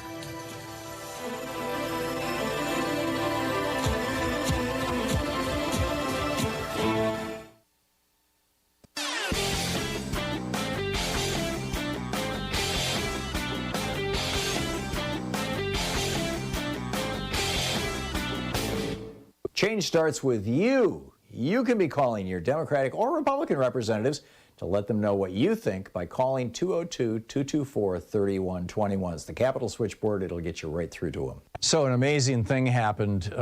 Jerome Powell, I get it, he's a Republican bankster, but he descended from the throne of the Fed to go to the Cato Institute. It used to be the Charles Koch Foundation, and it's a right-wing think tank that's just got some really bizarre stuff going on. And, to his credit, I suppose, he wasn't having their sales pitch. I mean, for example, they said, why did everyone forget their Milton Friedman?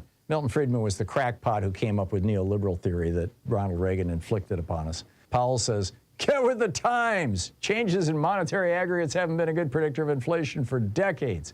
If you're obsessed with monetary aggregates, you're missing the plot. We don't pay attention to them, and we certainly don't allow them to play any role in our formulation of monetary policy. And then they said, we like nominal GDP targeting. And he says, hard pass. Those Taylor rules, he says, no central bank, and certainly not the Fed, has ever tied its hands. Anyhow, there's a whole video about it you can see over at ThomHartmann.com. Check it out.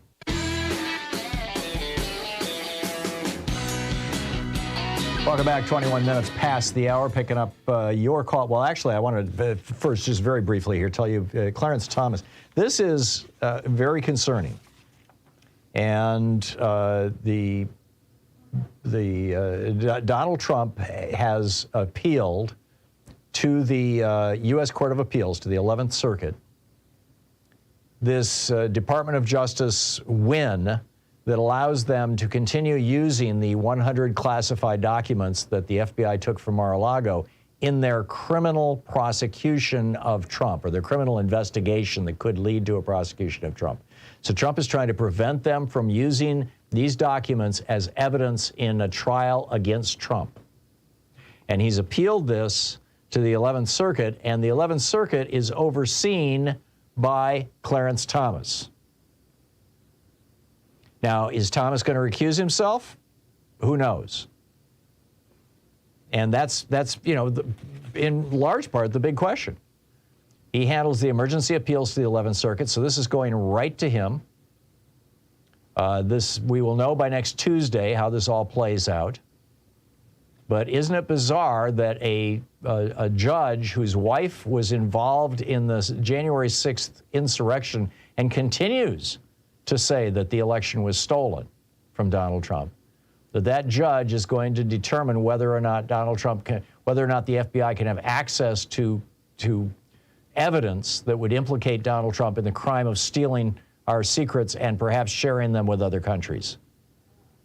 A number of Democrats have called on Thomas to recuse himself, particularly after we saw these text messages from his wife saying, let's basically overturn the election. Her conversations in particular with Mark Meadows. This is serious stuff. And it deserves to be treated seriously. And Clarence Thomas's refusal to recuse himself, he was the only vote a year ago on basically on Donald Trump's behalf about releasing documents that included his wife's text messages. He never should have even been voting on that. But this is how corrupt this Supreme Court has become.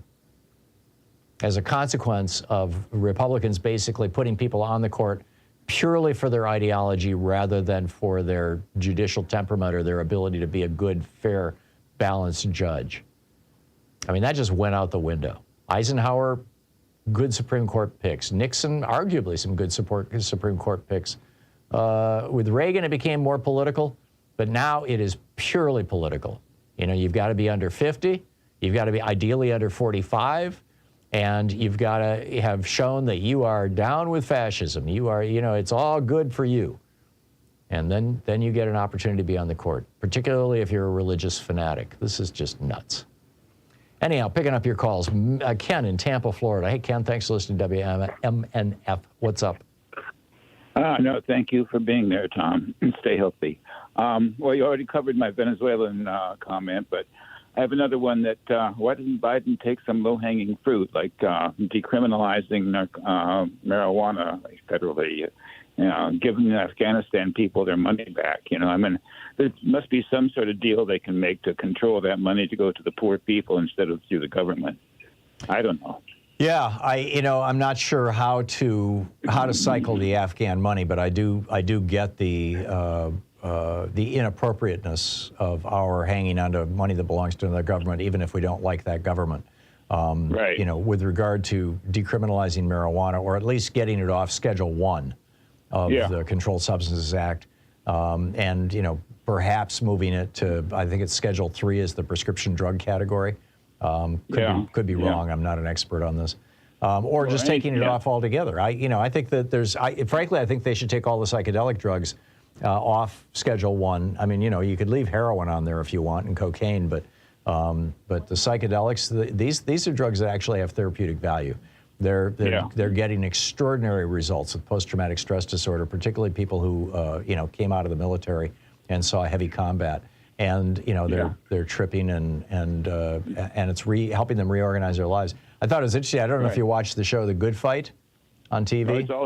It's helping all kinds of mental issues. Yeah, she's taking they're calling it like P10 or something like that. Like it's some experimental drug, but I think they said it was made out of mescaline or it was made out of psilocybin, and people are actually doing that. It's like this is like a thing, but it's also a federal crime.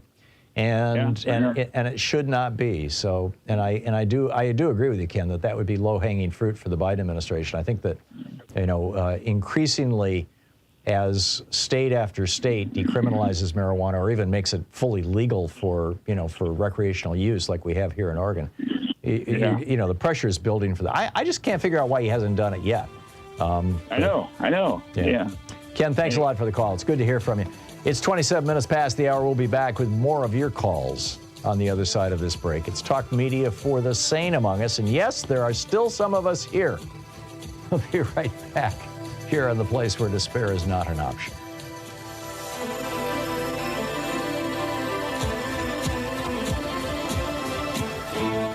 You're listening to the Thom Hartmann Program. Call 202-808-9925. Your calls on the other side of the break. Stick around.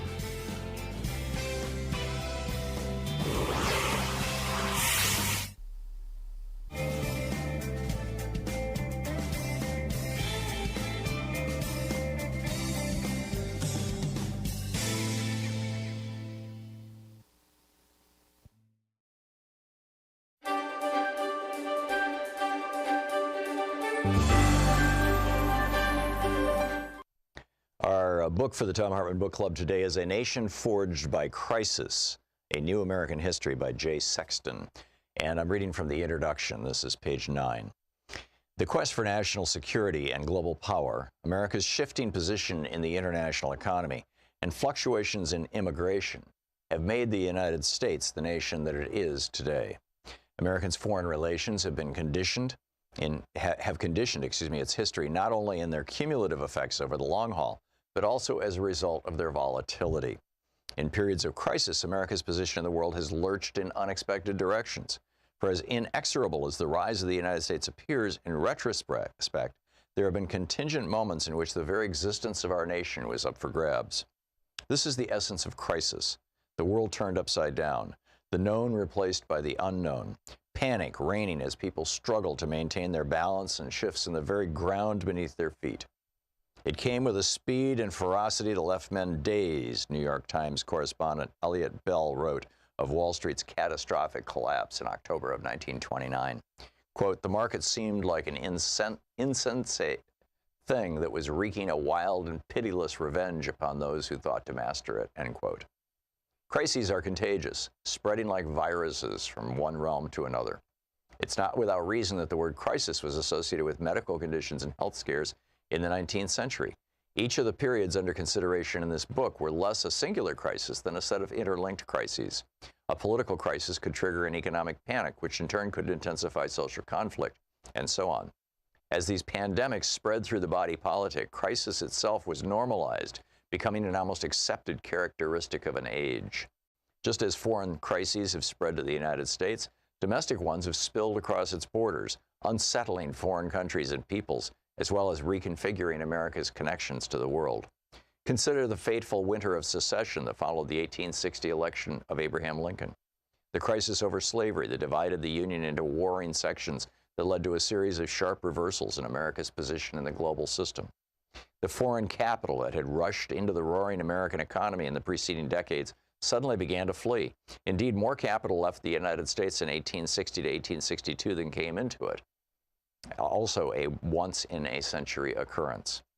One of the world's most valuable commodities and America's largest exports, Southern cotton, was confined to the ports of the Confederacy as a result of Richmond's ill-fated diplomatic strategy, leading to unemployment and social unrest in the British textile town of Lancashire.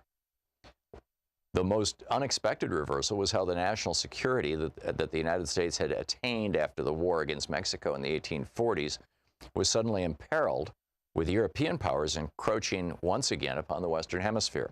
Meanwhile, the Confederate emissaries across the Atlantic were in search of alliance with Britain.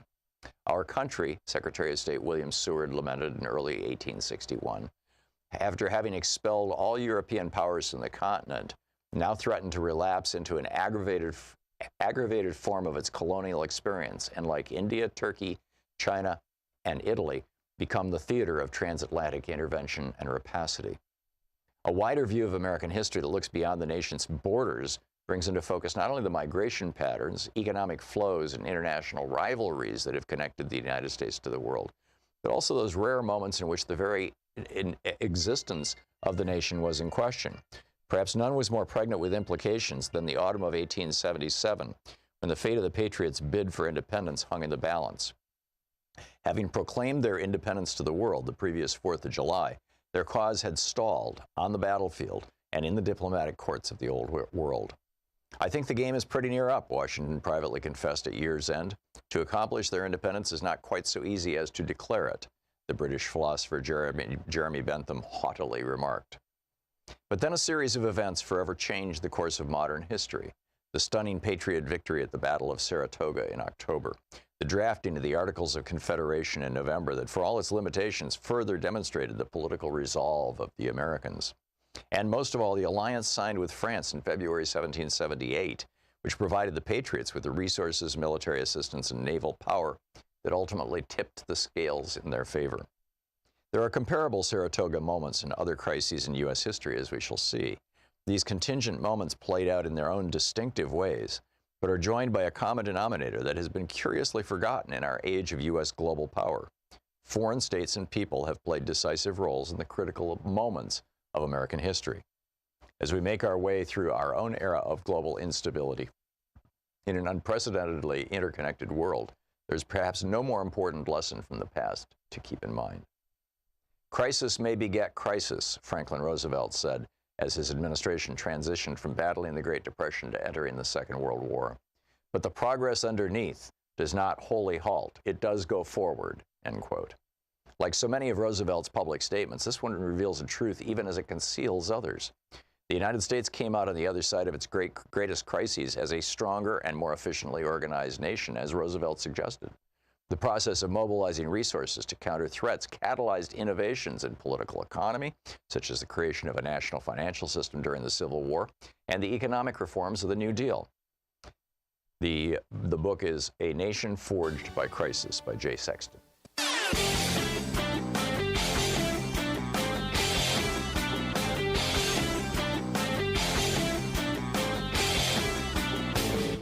Hey, thanks so much for sharing our program and for reaching out to our stations and sponsors and letting them know that you're listening. It really means a lot to us. Welcome back. 34 minutes past the hour. Picking up your phone calls here. Lori in Ocala, Florida. Hey, Lori, what's on your mind today? Well, I believe personally this is a fist-clenching act by dictatorships, and Americans deserve a proportionate response.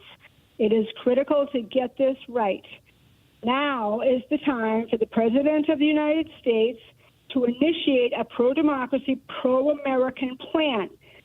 First, he needs to define specifically the horrific results of corporate greed. We have some laws in the books, others we don't. Let's go first. Monopolies in every industry have sucked competition out of our country. This is un-American and must be broken up. Big Pharma has determined the price of human life in order to get a profit. This is un-American and needs to stop. Big Insurance has joined Big Pharma in putting profit over human life. We need to introduce health care or Medicare for all immediately because anything less is un-American. Corporations are going overseas to produce their products so they can profit. This is un-American, and products need to be made in the USA. Finally, Russia and Saudi Arabia and OPEC Plus are trying to break Western democracy by cutting oil production. This will not stand. We will produce our own oil. We will end the un-American profiteering, and we will prevail again. That's the end. Yeah, that's brilliant, Lori. That's a great rant, and I encourage you to write it up and get it published someplace. I love it. And every step I'm with you on. Thank you very much for that. Dr. Robert in Bainbridge Island, Washington. Hey, Dr. Robert, what's up? Hey, Tom. Well, a lot of important things, and I want to congratulate you on continuing to put out the good word. Our local station here at KBCS is going to maybe help me get a program going called the Veterans Hour that will amplify on that at a different level. But today there's one thing I really want to have you comment on. That is, Biden is doing his best to do certain things, but from a public health epidemiology point of view, he totally put his foot in his mouth by saying the pandemic is over. It is not over. 400 people or more a day are dying in America. Many more around the world we don't even keep track of.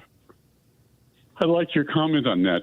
Are you going to be able to... Well, he has clarified that. He's said what he was talking about is that Americans are no longer wearing masks. They're going back into restaurants. People are, hopping on cruise ships again. In fact, they're packed. Exactly. I mean, functionally... That's madness. Well, maybe it is and maybe it isn't. I mean, if you're... Well, data-wise it is, because it's asymptomatic transmission, and any health professional that's spoke on the subject has documented that's why it got out of hand in the first place, because we didn't realize it was airborne and asymptomatic. But now we realize it, but it's still, that was a very ambiguous and mild walk back, not by Biden, but by his spokesperson. Right. Yeah. I'm willing to cut him some slack here, Robert. When it comes to statements like that, I think that he was reflecting, I believe, the perception of most Americans, which is that the pandemic is over. This is now, this disease is now an irritant and a problem and a danger to people who are not vaccinated and to people who have compromised immune systems. But it is not, we're no longer hiding in our houses. And you know, I think he was accurate about that. Robert, thank you for the call. Roger in Forest City, Iowa. Hey, Roger, what's on your mind today? Hey, Tom, I've been hearing you talking about the oil companies today. And, you know, back in the spring of 1979, the town where I grew up at, they were going to switch over to compressed hydrogen gas. And they were going to run the whole town off of compressed hydrogen. Where were they going to get the hydrogen from?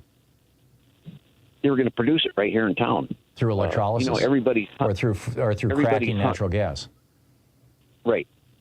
Everybody's hung up on hydrogen fuel cells, but that was invented by the oil companies so that they could say, oh, hydrogen is just way too expensive. You can produce hydrogen so cheaply, approximately at 10 cents for an equivalent amount of gasoline.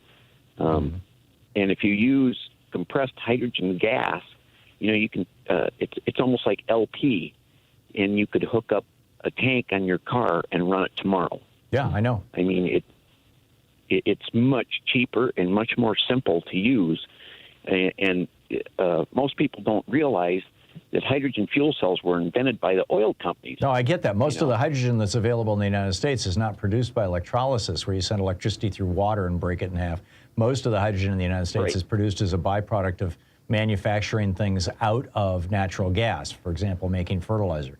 Or hydrogen. Or LP. Right, and hydrogen is like the leftover byproduct, but you know, that's not an ideal situation for us to be getting our hydrogen from natural gas, because then, you know, you're throwing the carbon back out into the atmosphere. But I get your point, and I think a hydrogen economy, I think hydrogen is portable. I think hydrogen can provide the you know, I mean, for example, people are talking about wind and solar producing all kinds of power during the day and not at night. And, you know, what do you do? And you know, battery technology is the obvious first step. But, you know, instead of a battery, you could also use, and I don't know what the orders of efficiency are here. This could be the fly in the ointment, but you could use that electricity, that surplus electricity, to generate hydrogen, and then you could burn that hydrogen essentially to generate electricity when you have peak demand. So, you know, yeah, that is something that's real and moving forward. I expect to see more of it. Thanks for the call. Marty in Wixom, Michigan. Hey, Marty, what's up? Hey, Tom. Great to speak with you again. Thank you. I'm responding to the absolutely terrible news about the OPEC Putin oil production cut. Right. I've worked for 40 years in the energy field, and I completely agree that this will have a devastating effect on our near-term economy. And I also completely agree that this is definitely directly timed to affect our U.S. election in November. Yeah, I believe so. Unless the Dems respond vigorously and quickly, it's very likely to succeed. Yep. Yeah, you're going to see $7, $8, maybe $9 a gallon gasoline by November 8th. I think that's their goal. There's some education that they need to do, starting with the fact it's important to emphasize there are three very key entities that have almost complete control over oil prices globally and in the U.S. That's OPEC, Putin because of his invasion, and the major oil companies. Every one of those entities share two critical factors. First, they profit enormously from high oil and gas prices. Second, they would love to see Democrats crushed in the November elections. Yep. You know, no more Green New Deal. Everything share those motivations. But I do have a suggestion for how to combat this if Biden and the Democrats have the courage. A crucial fact is that even though the U.S. essentially produces enough oil domestically to meet our oil consumption, oil prices in the U.S. are basically determined by the international oil market. They have nothing to do with our cost of production. Thus, our oil companies profit hugely when OPEC raises the global prices. Right. So a solution would be to place a price cap on domestic oil production at a reasonable level, let's say $60 a barrel, and or a strong windfall profits tax on any sales above that price. Yeah, the price cap is something that Professor Wolff was recommending. I'm a little wary about price caps, but I think that a windfall profits tax would do well. And I think also if we were to stop the offshore. Now, you know, Professor Wolff mentioned that we're shipping LNG to Europe to get them through the crisis this winter. You could always build an exception for that, but crude oil, we should not be exporting crude oil. That's crazy. No, Absolutely, and that's where that huge economic effect is going to happen, and the huge political effect. Yep. Unless the Dems respond vigorously and quickly and educate the public to what's going on here. I mean, this is a master stroke by those opponents of Democrats. I agree. I agree. No, this is the October surprise, and the Biden administration needs to get ahead of this. I'm with you. Marty, thank you. Very, very well said. Michael in Los Angeles. Hey, Michael. Hey, Tom. Thanks for taking my call. Real quick, I've been hearing you and a couple other callers kind of harp on the idea that the oil companies are kind of purposely kind of trying to sabotage the Democratic Party before the midterms, which is something I do agree with. Well, they're contributing to the Republican candidates as well, by the way. Right, right. They're pouring money into campaigns as well as trying to mess with our markets. Right, exactly. And I think there's got to be a why there, right? And so for me, the why is because the Democratic Party, essentially, not all of us, of course, but a lot of us in the Democratic Party are kind of trying to, we're trying to take them out. We're trying to take the fossil fuel companies out. That's right. And, it's a very psychological thing. And, and I was reading your hidden history on neoliberalism, which is great, very well written, by the way, talking about, Reaganism and things like that. Yeah. And, and I think the oil, didn't they kind of start this in the 1970s? Because Jimmy Carter was trying to take them out, right? I mean, he was essentially trying to take the oil companies out. Oh yeah, Carter with his Jimmy Carter with his energy thing. In fact, right. Let me just play this clip for you because I loved looking for opportunities to play this, and here it is. This is Jimmy Carter, 1979. The energy crisis is real. It is worldwide. It is a clear and present danger to our nation. These are facts, and we simply must face them. What I have to say to you now about energy is simple and vitally important. Point one, I am tonight setting a clear goal for the energy policy of the United States. Beginning this moment, this nation will never use more foreign oil than we did in 1977. Never. Here comes the heartbreaking part. Moreover, I will soon submit legislation to Congress calling for the creation of this nation's first solar bank, which will help us achieve the crucial goal of 20% of our energy coming from solar power by the year 2000.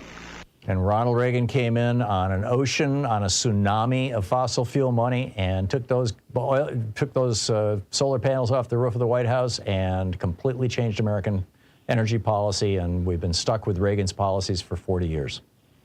Yeah, so they've pretty much declared war. I mean, not declared war, but all these things that are happening that you're talking about, these looming things that may come as a result of this energy crisis, quote unquote, is really from oil companies just being idiots or being very selfish or greedy, I should say. Yeah, I don't know how they're not idiots.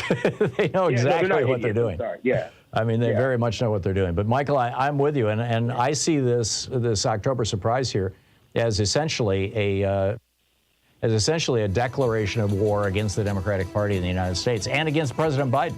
And I hope that he responds quickly and forcefully. Michael, thank you for the call. There are so many things that we could do and we should be doing.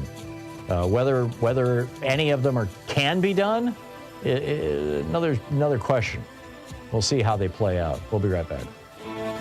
You're listening to Thom Hartmann. Visit thomhartmann.com for audio and video archives. Back with more of your calls on the other side of this.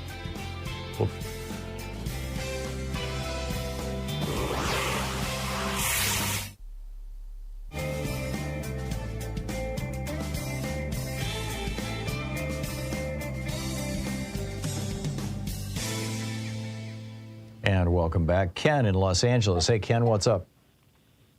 Can you guys feel the baby? Ken? No Ken. Okay. Nick in Leverett, Massachusetts. Hey, Nick, you're on the air. What's on your mind today? Oh, hey, Tom. I'll keep this short and simple. I've been listening to you for a long time, listened to all the Brunch with Bernies. I'm 67 years old. I've supported every good progressive candidate from Bobby to Bernie. In all my years being a political junkie, I've come to basically one conclusion, and that is that we have to get money out of politics, that everything else pales in consideration. I love thinking about who's going to be the next senator from such and such a state, who's going to be a governor, who's going to be a secretary of state. We got to pass this bill and that bill, but we've got to get money out of politics. My question to you is, do you think we're past a tipping point and can't get out from under the thumb of corporations? Or if not, what do you think we can do to get money out of politics? I think that this election is going to be extraordinarily decisive.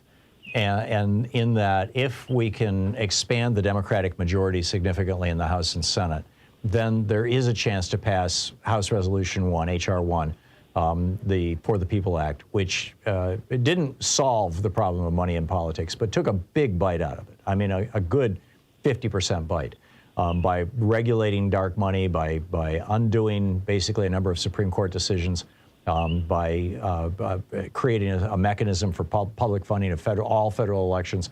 I mean, there's some really, really good stuff in that legislation, in addition to putting back into place large chunks of the Voting Rights Act. So, you know, if we can pull off a large enough Democratic majority to change the rules of the game early next year, then I'm very optimistic going forward, and particularly with regard to 2024. If, on the other hand, we don't, I think we're screwed. Right. Yeah, I mean, it almost seems to me like we're at a catch-20. I agree with you, but it seems like we're at a catch-22 that to get money out of politics, we've still got, 400 or 535 congressmen and senators who take ridiculous sums of money from lobbyists on K Street, and that has to stop. Yeah, So, I'm with you, Nick. And this should be job one. Nick, thank you very much. Spot on. Mark in Boulder. Mark, you wanted to voice your support for decriminalizing psychedelics? I do, Tom. I'm in the psychedelic therapy, I guess you'd say, ketamine therapy. I've suffered from PTSD since I was a kid, from childhood trauma and a couple of near-death experiences as an adult. And it's changed my life. Literally, 6 sessions, 6 shots, and I no longer blow up. I've had real issues with anger. Those are gone. Wow. Focus.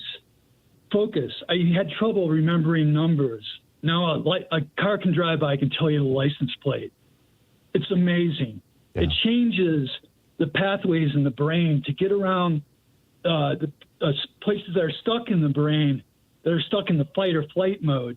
So it's really effective. 80% success in treating depression, anxiety, chronic pain, and PTSD.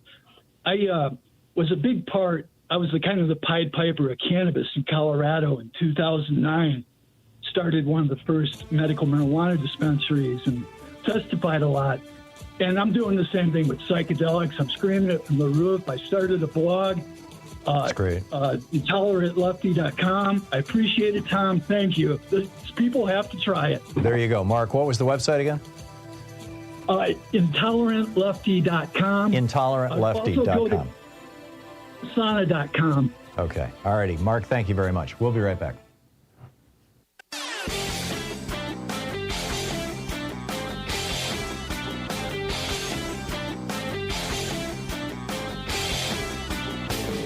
Hey, I have a new book out. It's called The Hidden History of Neoliberalism, How Reaganism Gutted America and How to Restore Its Greatness. Greg Palast calls it a hand grenade of a book. You can pick it up wherever fine books are available. Tag you're it. It's 51 minutes past the hour, picking up your calls. Alice in Elmhurst, Illinois. Hey, Alice, what's on your mind today? Well, hi, Tom. I was listening to the show yesterday when you talked about the left's failure in messaging on the right and the deficit and the top tax rates and how we really need to get that out there, that the Republicanism is really, really bad for debt and for, just the financial health and well-being of this country. Right. Whenever Republicans control the White House, we really miss a key psychological marketing ploy that the right uses. They're still harping or playing to that old immigrant thought at the turn of the century that in America the streets are paved with gold. So if you come to America, especially if you're coming from a corrupt communist country or a corrupt, socialist country, or even, especially, they tell you Republican capitalism, you can come here with $2 in your pocket and you can be a millionaire. And that greed factor, we don't talk enough about how that is really not true anymore, because unfettered and unregulated capitalism, and you were just talking about Jimmy Carter, I so love that you brought that up, but how unfettered, unregulated capitalism, Jimmy Carter already said, America's an oligarchy, which means these He said it on this businesses program. are owning our government. So, yeah, you can come here, and nobody wants to pay for the Affordable Care Act, and nobody wants socialism because, I want the ability to be sick and save my money, or to not get a college education and work and just work or do whatever I do, and I'm going to be rich. But the reality is that without that regulation, without a government that protects that ability, and there's no longer a path to wealth for most Americans. And even if you make a couple, like a nice little forward progress, all they do is look at what's happening now. They've raised the prices, on everything without regulation. It's like, well, sure, it's without competition, $2, actually. And we're going to take 10 and see how long it takes you to get rich with that, or even to remain financially viable, because one setback and you have no road to recovery anymore. And I just find that to be the thing that we need to talk about more. Not just that the Republican way is a lie in terms of, the wealth that gets where the wealth really goes and how it really gets distributed, and the potential for the average Joe, the Amway story, to become a DeVos millionaire, that has just really been eliminated. And what you need is the social safety net for regulated capitalism. And then you can make those dollars. We don't want to be communist. It's not about that. But if you're from a communist country, whenever you hear about social programs, it means that the government takes all your money. No, and I get it, Alice. You're starting to repeat yourself. But thank you very much for the call. Great rant. Ken in Sheridan, Colorado. Hey, Ken, what's on your mind today? Good afternoon, Tom. I'm on a topic and I want to thank you for being on. I love your show. Thank you. I want to talk why you're trying to get any oil from Venezuela. Okay. Because it's an economic assassination.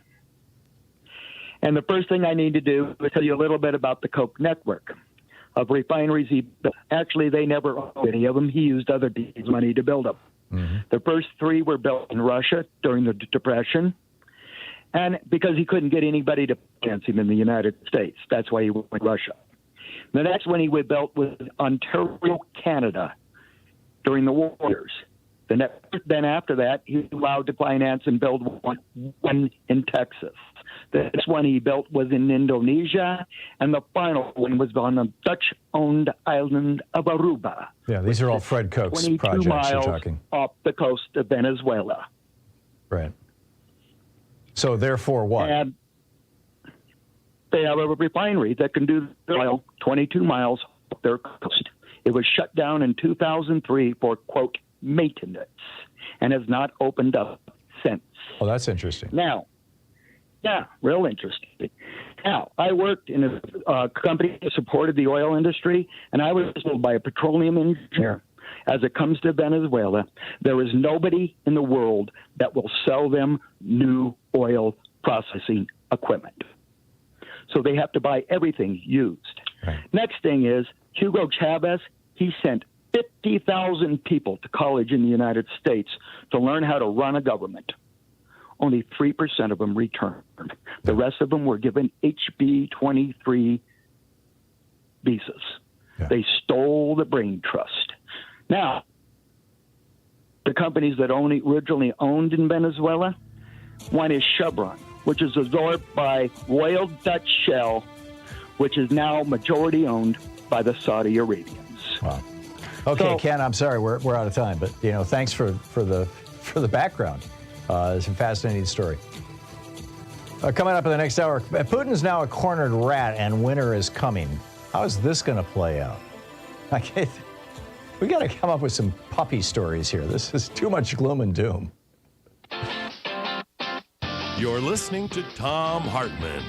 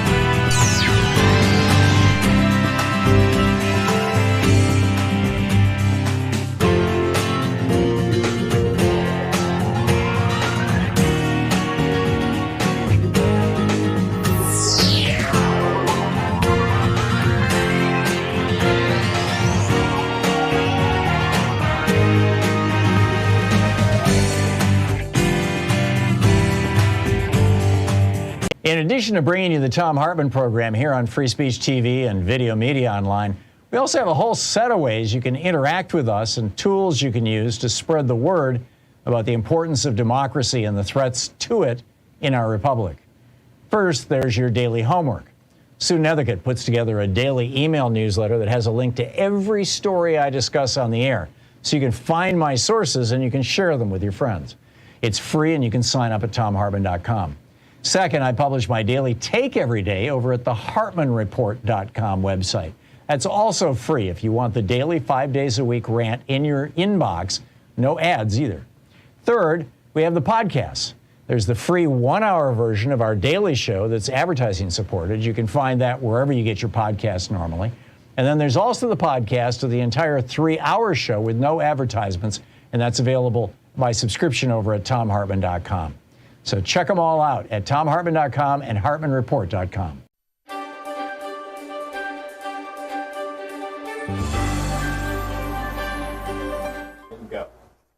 Our book today is Microtrends Squared by Mark Penn. The first chapter, The Building Blocks of Change Today, The Power of Microtrends. We live in a microtrends world.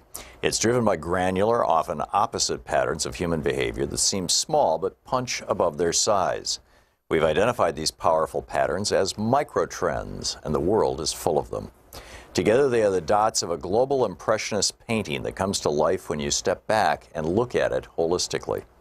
These forces have only become more impactful in recent years, and they've started to upend society. 10 years ago, when I first identified these patterns in change and microtrends, I saw a world of boundless opportunities. I was over-the-top optimistic about how microtrends would produce a new world of personalized products on our shelf, and how in Washington they would produce an even greater selection of fresh, first-rate political choices. Of course, that's not exactly what happened. Instead, the information age has given way to the disinformation age, in which fake information abounds. The nation founded on free speech is grappling with how to live with free speech in the era of the internet troll. The optimism around our economy faded with the unexpected crash of 2008, followed by a historically slow recovery over a decade. Only now is it recovering.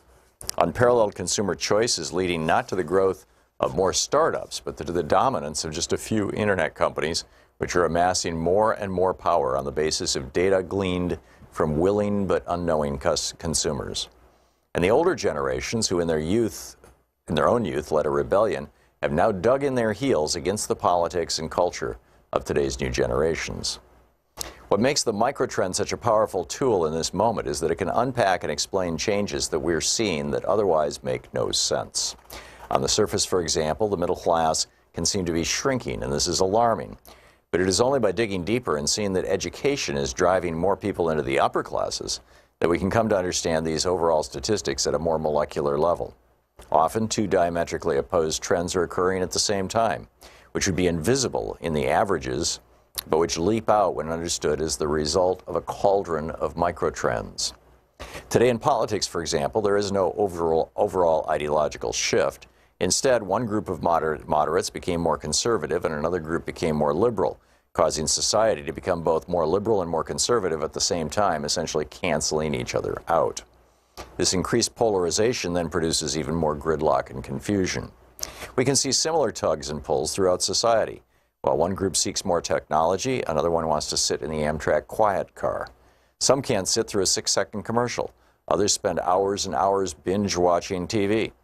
Some live in a world of globalization, while others yearn for a return to greater nationalism. To explain all this, we've borrowed from Newtonian physics. For every trend, there is a counter-trend.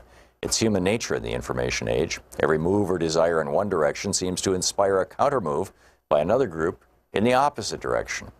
For every radical group, there's a new conservative group. For every new product in mobile technology, there are those sticking to the flip phone. Only by understanding the complexity of these developments can we make sense of a world that seems senseless, confused, and even jumbled.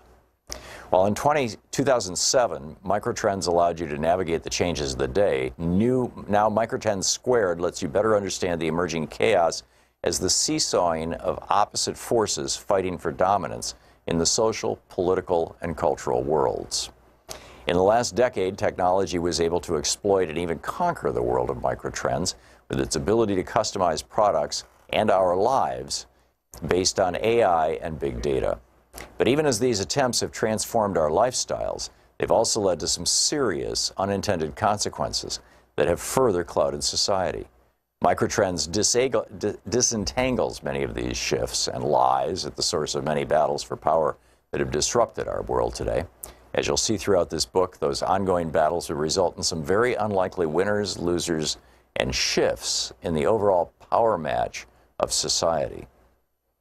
While the technology behind increased personalization of goods and services has been providing us with more choice in our daily life, we've instead been making fewer choices, burrowing into comfortable silos.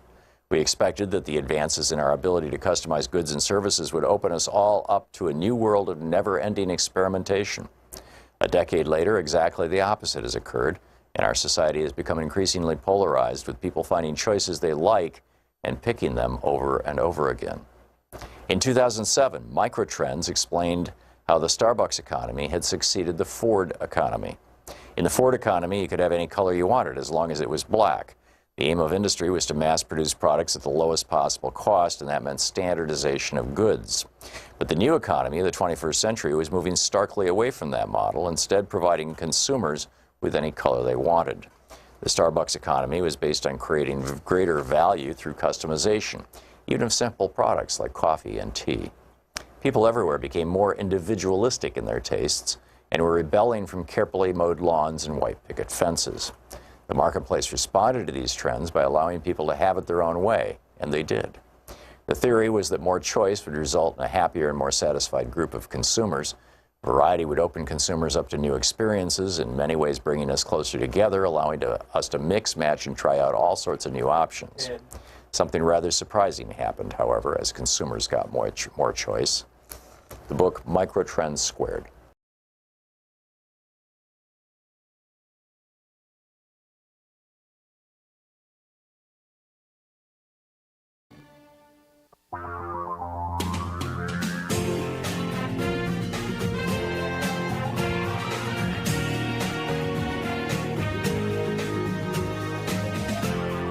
This is the Thom Hartmann Program.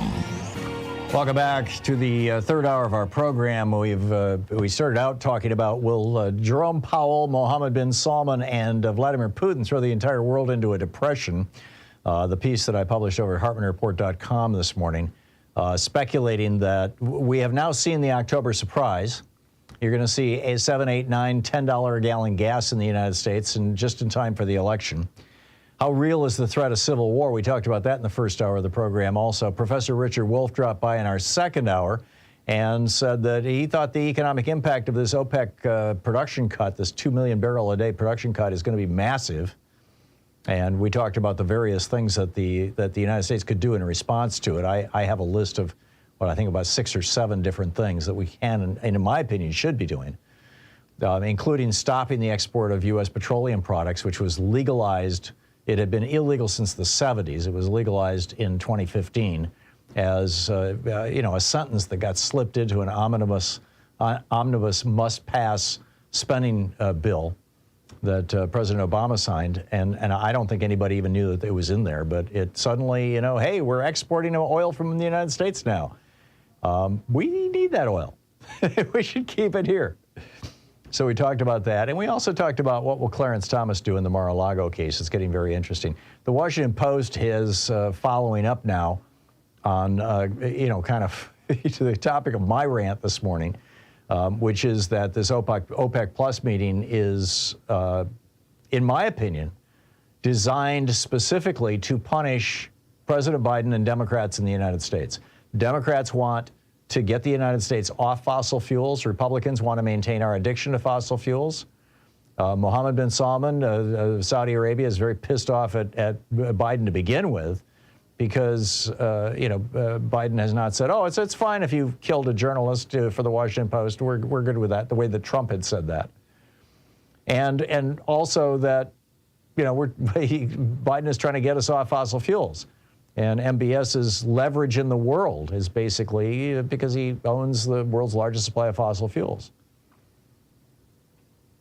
So, what do we do about this? Well, there's a lot of things that we can do about it. But the Washington Post writing, Nevada, Washington, Oregon, and Alaska have all seen prices jump by at least 40 cents a gallon over the past week. Throughout swing states in the Midwest, we're seeing this, enough for drivers to notice the pain. California prices went up 63 cents to $6.38 a gallon. I'm telling you, this is coming.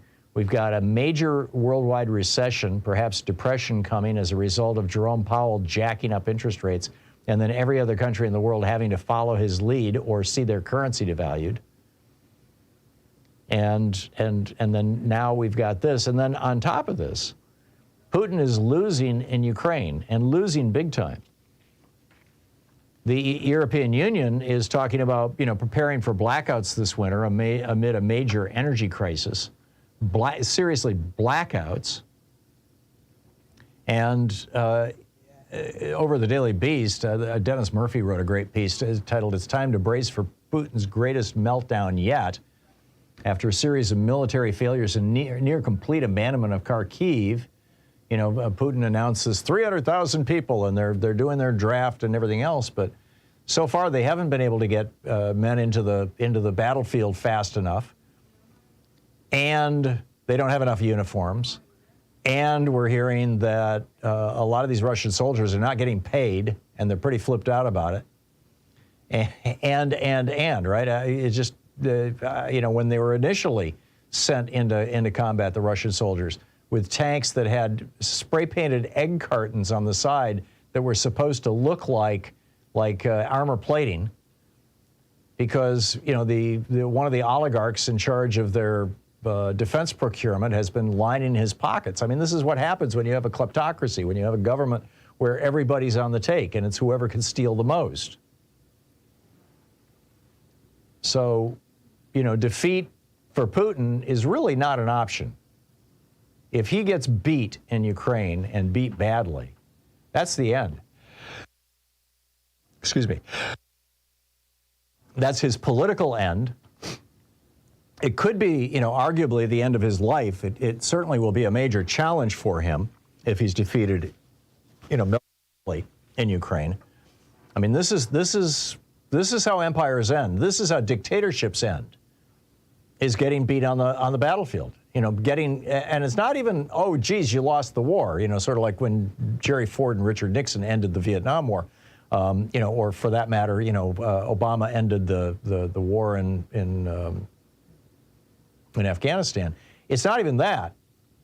It's that strongmen, dictators, build their aura of invincibility, the power that they have, the political power that they have.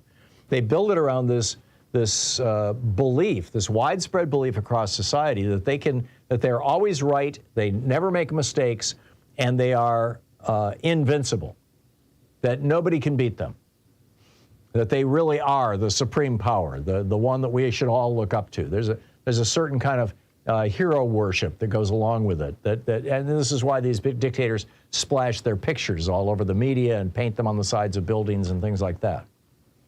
Whether it was Castro in Cuba or whether it's Putin in Russia, or pick your dictator of the week. And now, if Putin loses, he's going to be in serious trouble. He's going to be in serious trouble at home. And when he is in serious trouble, he might do something desperate. And that is something that I think we all need to be concerned about. I think the Biden administration is playing this very, very carefully because they realize how dangerous this is. Putin threatening to use nukes. I think the only reason he hasn't used battlefield nukes so far is that they're a lot harder to control than you might think. It's not like you're just dropping a big bomb on somebody. I mean, keep in mind, we're talking bombs that range from 10 to 50 kilotons, 1,000 tons of TNT equivalent. And the Hiroshima bomb was 15 kilotons.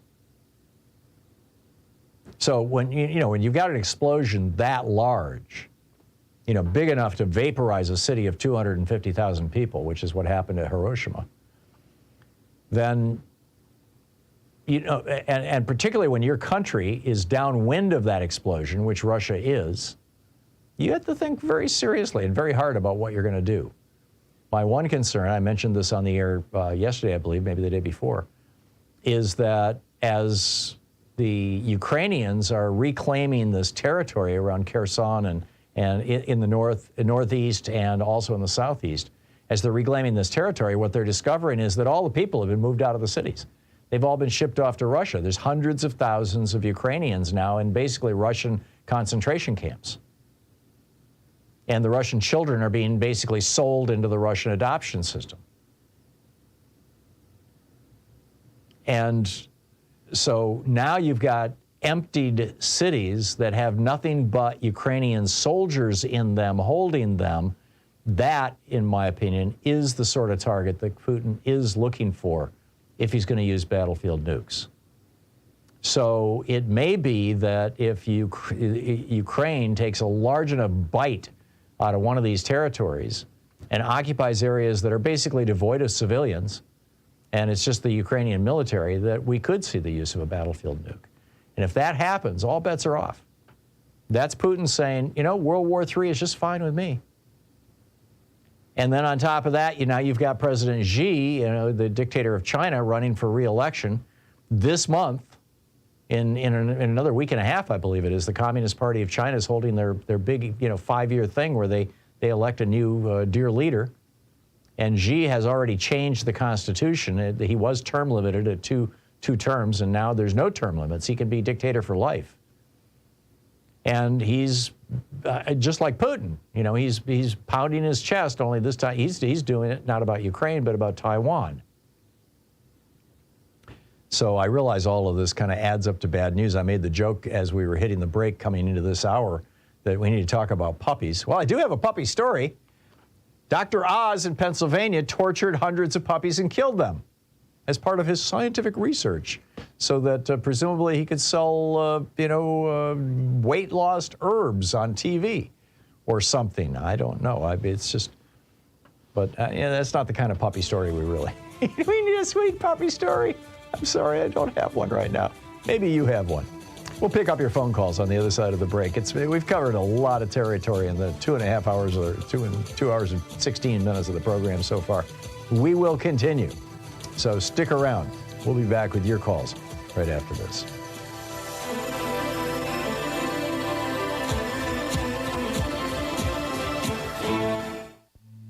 This is the Thom Hartmann Program. Speaking the truth, the multinational corporations, the oil industry, and Vladimir Putin would really rather you didn't know. I'll be right back.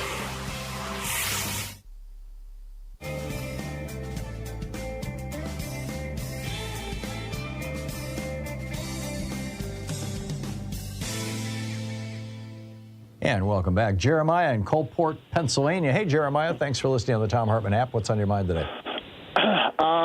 I'm very concerned about this production cut in oil, and I think it's going to be a huge help to the Republicans. The only silver lining I see is Roe v. Wade. It seems that Roe v. Wade is helping us in the special elections, but the problem with that is that most people don't care about something until it affects them directly. Abortion is still illegal in a lot of states, and not every woman is pregnant at this moment. So, but everyone has to fill up their gas, fill up their car at this moment. Right. So the only, I'm thinking about this, and it's kind of like immigration. Immigration really doesn't directly affect us at this moment, but Republicans are good at using fear to make people think it's affecting them. So I think we need to do that with Roe v. Wade. We need to find a woman who's had a miscarriage but couldn't get, all the stuff removed and put her out there. There's been no shortage of those, Jeremiah. It's, none of them have gone, other than the 10-year-old girl in Ohio who had to go to Indiana to get an abortion. And now we learn that there were over 500 children last year in Ohio who had to get abortions. Over 500. Arguably and certainly legally, all of them the result of rape, and many of them the result of incest as well. And it's just I guess it's sticking. I think we'll find out when the election happens. But I think your point that people are looking at their gas prices is a big deal. Is a very big deal. So Jeremiah, I'm with you. Thank you very much for that. David in San Francisco. Hey, David, what's on your mind? Oh, howdy, Tom. For that last caller, if we had developed mass transit, whether it's just the regular infrastructure bill or the improved versions that were attempted, we wouldn't have been trapped with this all our eggs in one basket with high gasoline prices. Yep. I was listening to a Maryland station today. They don't even offer bus system usage on the weekends. Wow. Why in the hell would a so-called conservative county in Maryland think that allowing all of the money to be sucked over to the Saudi Arabia or Houston to every moment of the day is just colony economics? It's because they're not conservative, David. They are all about the white upper middle class, period. Sure, yeah. And now the real reason I called, the Donald Trump, D-R-U-M-P-H, his great-grandpappy, or his regular grandpappy, changed the name to Trump. Right. He was a casino owner and a bordello owner, and so he thought that he was going to be able to cash in on using a name like Trump, which means you'll always win. Now, Donald Trump was able to appoint over 234 nominees to the judicial bench, the federal bench, and that includes a whole bunch of administrative judges. And now these people should be looked at as Trump judges. I agree. And I think they are. I mean, Eileen Cannon, Judge Luce Cannon is probably the best example of that. David, thank you. It's 20 minutes past the hour.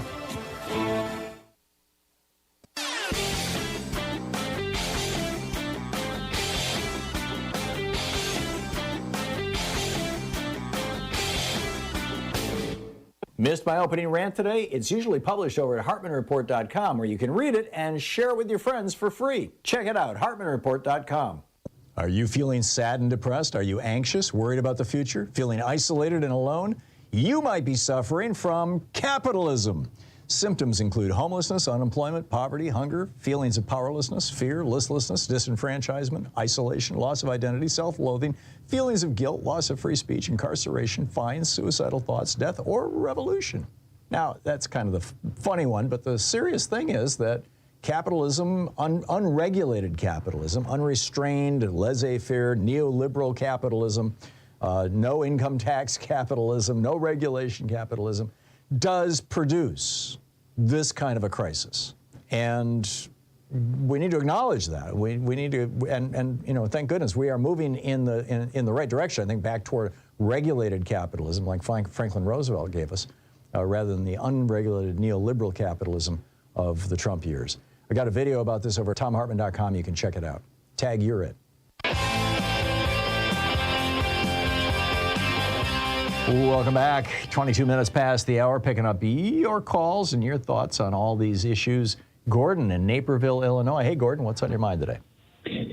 Hey, I have to, this is a very rare thing, Tom, but I have to actually sort of disagree with you a little bit. Go for it. I don't think that we should totally eliminate exporting oil. I think we should limit our exports to NATO countries. I think this winter they're going to be in a really tough spot, and if we're not willing to export oil and natural gas to them, they're going to fall away from us and abandon us. So no, I agree with you, Gordon. To continue. I completely agree with you. Now, although, to the best of my knowledge, what they're intending to import from us is not oil; it's liquefied natural gas. But from 1972 until 2015, there was a ban on American exports of crude oil. It didn't apply to natural gas, but it did apply to crude oil. And I think bringing back that ban is a good idea. If Europe needs some of our oil, fine, we can carve an exception to that. But the idea that we're selling our oil to China, or that we're selling it to countries in Central America seems nuts to me. Yeah, and that's ridiculous. You're right. It is nuts. But we have to be willing to carve out that exception for any NATO country. Also, I'm curious this happens when I'm on hold. I find 6 other things I want to talk about.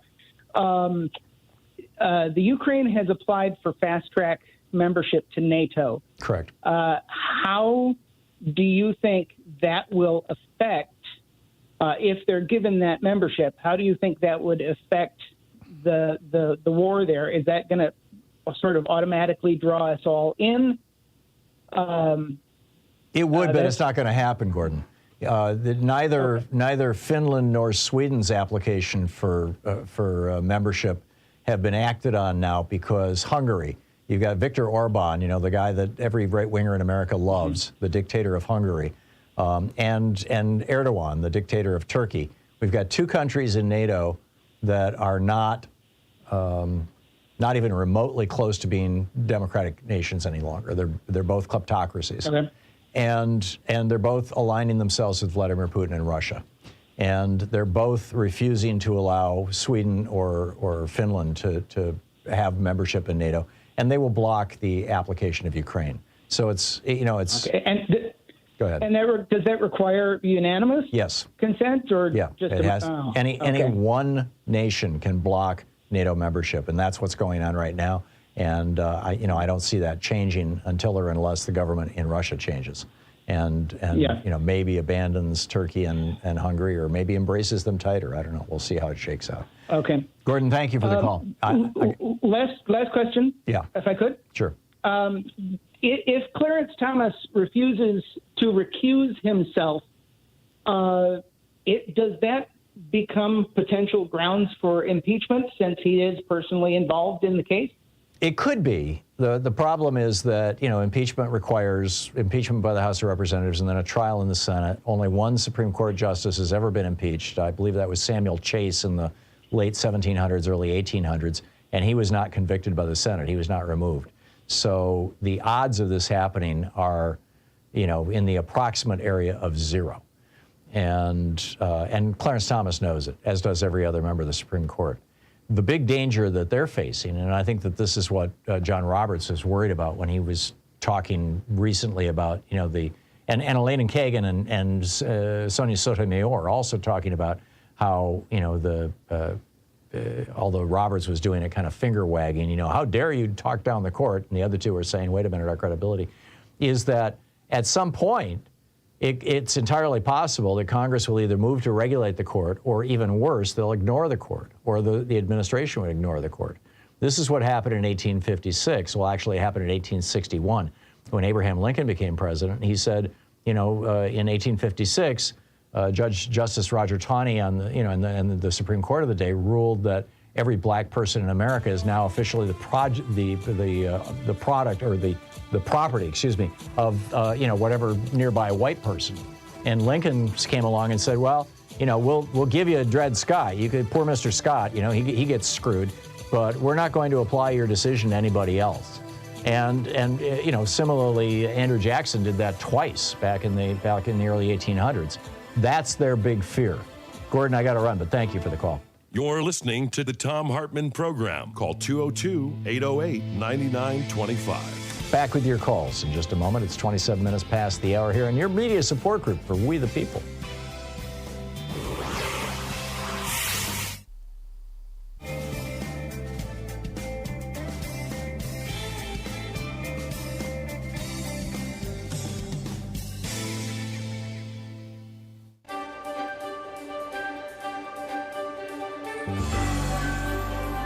Our book today in the Thom Hartmann Book Club is Code Red by E.J. Dionne Jr. It's how progressives and moderates can unite to save our country. This is from the introduction, titled The Opportunity We Dare Not Miss. Will progressives and moderates feud while America burns? Or will these natural allies take advantage of a historic opportunity to strengthen American democracy and defeat an increasingly radical form of conservatism? The choice in our politics is just that stark. This book is offered in a spirit of hope, but with a sense of alarm. My hope is inspired by the broad and principled opposition that Donald Trump's presidency called forth. It is a movement that can and should be the driving force in our politics long after Trump is gone. His abuses of office, his divisiveness, his bigotry, his autocratic habits, and his utter lack of seriousness about the responsibilities of the presidency drew millions of previously disengaged citizens to the public square and the ballot box. The danger he represented inspired young Americans to participate in our public life at unprecedented levels. Tens of thousands of Americans, especially women, have gathered in libraries, diners, and church basements to share wisdom, to organize, and in many cases to run for office themselves. These newly engaged citizens have created an opportunity to build a broad alliance for practical and visionary government, as promising as anything since the Great Depression gave Franklin Roosevelt the chance to build the New Deal coalition. To seize this opening, progressives and moderates must realize that they are allies who have more in common than they sometimes wish to admit. They share a commitment to what public life can achieve and the hope that government can be decent again. They reject the appeals to racism that have been Trump's calling card and the divisiveness at the heart of his electoral strategy.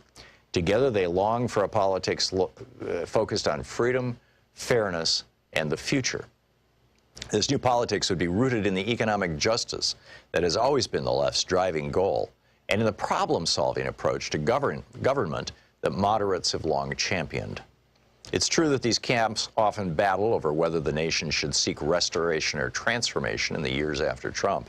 In fact, our country needs both. To restore the democratic norms we have always valued, we must begin to heal the social and economic wounds that led to Trump's presidency in the first place. Yet there is resistance to common ground among progressives and moderates alike. They often mistrust each other's motives, battle fiercely over tactics, argue over how much change our country needs, and squabble over whether specific policy ideas go too far or not far enough. The moderate says, hey, progressive, you think that if you just lay out the boldest and most ambitious approach to any given problem, the people will rally to your side. Really? For one thing, people may like your objective, but think you're changing things way more than we have to. And we can battle to the death over, say, a Democratic Party platform plank or the first draft of a bill. But without the hard negotiating and compromising that legislative politics requires, a bold idea will remain just a platform plank. That really doesn't do anyone any good. You subject everyone to so many litmus tests that we might as well be in chemistry class. And God save us from your abuse on Twitter if we disagree with you. You lefties have no idea how to win elections outside of Berkeley or Brooklyn, and some of your ideas are so sweeping that they'll scare potential voters away. At this point, the moderate is likely to wield the sturdy old punchline, don't let the perfect be the enemy of the good. But hold on, says the progressive. You moderates spend so much time negotiating with yourselves that you compromise away goals and priorities before the real battle even begins. Your ideas get so soggy and complicated that they mobilize no one and mostly put people to sleep. Better to have the courage of your convictions, lay out your hopes plainly and passionately, and inspire voters to join in. Besides, you middle-of-the-roaders were so petrified of Ronald Reagan and the right wing that you caved into the Gipper's economic ideas, let inequality run wild, and gave us a racist and grossly unfair criminal justice system. The extremists have pulled the political center so far right that the only way back to sanity is to show our fellow citizens what a real progressive program looks like. At the risk of sounding like a perhaps unwelcome counselor attempting to ease a family quarrel, I would plead with moderates and progressives to listen to each other carefully. If the events since 2016 do not teach moderates and progressives that they must find ways of working together, nothing will. If they fail to heed each other's advice and take each other's concerns seriously, they will surrender the political system to an increasingly undemocratic right with no interest in any of their shared goals, priorities, and commitments. Moderates are right about the complexity of getting things done in a democracy. Even when the boldest ideas have prevailed, they did so because complex coalitions were built. Important, and it should be said often legitimate interests were accommodated, and some lesser goals were left by the wayside to be fought for another day. Moderates are also right that democracy requires persuading those who are open to change but worry about how this or that reform might work in practice or affect them personally. Think losing their private health insurance. Disdaining as sellouts those who raise inconvenient questions or express qualms is not the way to build a majority for reform. Moderates are also right that Americans in large number are tired of politics that involves more yelling than dialogue, more demonizing than understanding. But progressives are right to say that for the last 3 decades, moderates have spent too much time negotiating with themselves. Consider all the effort Democrats put into wooing Republicans by responding to their proposals to amend Obamacare. The book Code Red by E.J. Dionne Jr.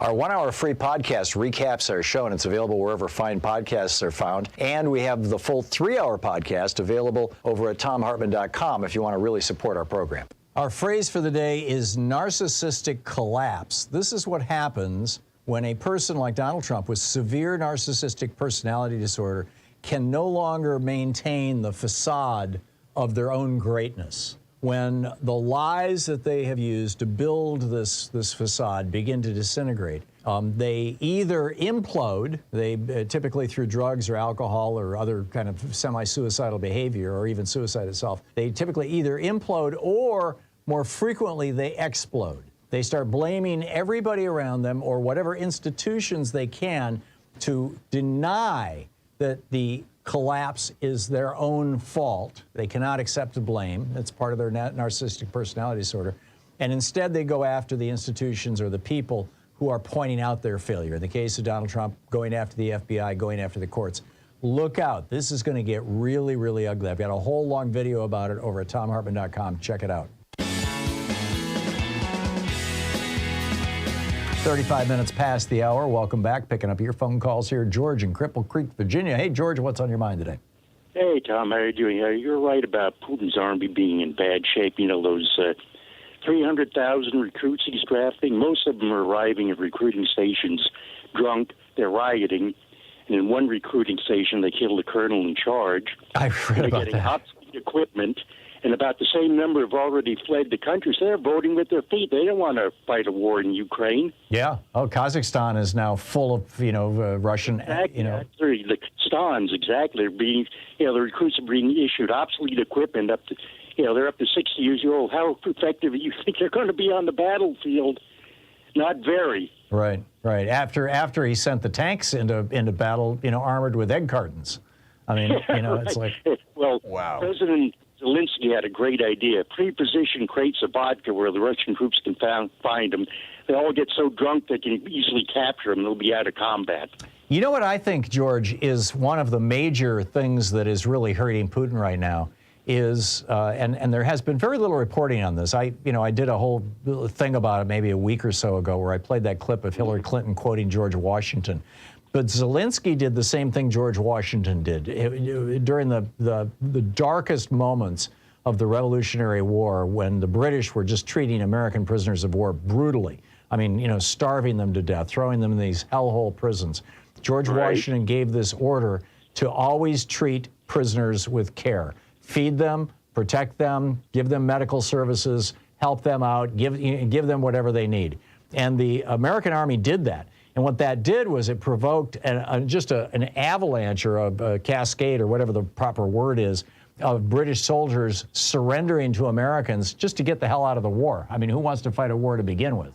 And yeah, right. Yeah, most of those Hessians he captured at Trenton, they were so well treated. Most of them stayed in Pennsylvania and settled in the new country. Absolutely right, George. So 2 weeks ago, Zelensky comes out and publishes a video in Russian that has gone absolutely viral in Russia, in which he says in Russian, which was his first language, Ukrainian is his second language. In Russian, Zelensky says, if you surrender, we will treat you well, we will provide you with medical care, we will give you a telephone, you can call your family and let them know you're okay, and we will not tell the Russians the circumstances under which you surrendered. We will tell them that you fought to the bitter end and you were captured. And now, that's a lot better than being cannon fodder. That's exactly right. And now we are seeing these massive numbers of Russian soldiers basically just kind of melting into the, in the news stories, it's like they're just melting into the forest. I don't think so. I think they're raising their hands and saying, hey, take me. Yeah, take me. Yeah, I'll surrender. Yeah, they're abandoning their equipment and disobeying orders. So I think you're right. Like in Game of Thrones, winter is coming for Mr. Putin. There you go. And I think that there's probably a lot of... Tom, and I enjoy listening to you. Thank you, George. I appreciate your calls. And I think that there's a lot of fragging going on of some of the senior officers, too. Yeah, I wouldn't be surprised. I mean, they've lost so many generals now. George, thank you for the call. It's great to hear from you. MJ in Ankeny, Iowa. Hey, MJ, you've got a puppy story. Oh, boy. Hey, Tom. Thanks for taking my call, and thank you for everything you're doing. I'm so glad you're much better health-wise, and I love all your books you read. Thank you. And it's kind of the same topic. My awesome little, almost 2-year-old border collie, pointy ears and all, short coat, tricolored. He's very smart, as all border collies are. And he is so, needs to be challenged constantly. And one of the things in his current bark box was all school-related, a pencil sharpener, a pencil, and a composition book. And they're all toys. So what I did is I just sat him down and made him kind of just rest for a little bit, said, wait, and put this little composition book in front of him and took a picture, and it looks like he's reading. So That's sweet. That's sweet. I just thought you would love it. And what I want to also say is that as far as all these, naysayers who don't think women are going to, make a difference at the polls, don't ever underestimate a woman when her rights are taken away. Yep. To these guys who say, well, we're concerned. Yes, tax prices are huge, and I do worry about it. But don't underestimate the power of these women. And thanks for reading that excerpt from Elizabeth Warren, too, by the way. I'm with you, MJ, and that's why I opened the show today 2.5 hours ago. A little more than that, 2 hours and 40 minutes ago, by pointing out that today is, October 5th, is the anniversary of the very first Women's March in history, which was in 1789. Women in France marched on the palace, on Louis XVI's palace, demanding bread and their rights. And so, a little moment for all of us. MJ, thank you for the call. Thanks for the story. I just wanted to add something a little bit more. And I said in my teens that I thought capitalism is not capitalism, but greed is what's going to kill this country. And I think that's what's happening. Yes. Is greed is killing our country. I'm completely with you. And all this money being poured into politics by these right-wing billionaires who their only agenda is to keep their taxes low, which is just so wrong. MJ, thank you for the call. It's great to hear from you. Freda in Bella Vista, Arkansas, says, you've got a happy cat story. Holy cow. I do. I hope it's okay to use cats. That's good. I have 3 of them. Oh, good. I didn't know if you had cats or not. We have 2 dogs and 3 cats. Well, I would have dogs if I didn't live in a townhouse with no backyard and no front yard, no fence or anything. But I have 2 cats, and one of the cats was brought to me but just before my son got sick. He just died a month ago, and he brought me. Thank you. He brought me this little, about 3-inch kitten that somebody had found without its mother. And that cat, it was about 2 years ago, and the cat has grown beautifully, and he's magnificent. He's the smartest cat I've ever known. And what happens is, because I've been through this with my son for 1.5 years, actually, he will come when I'm crying, which is frequent now, all during the day. It just hits me.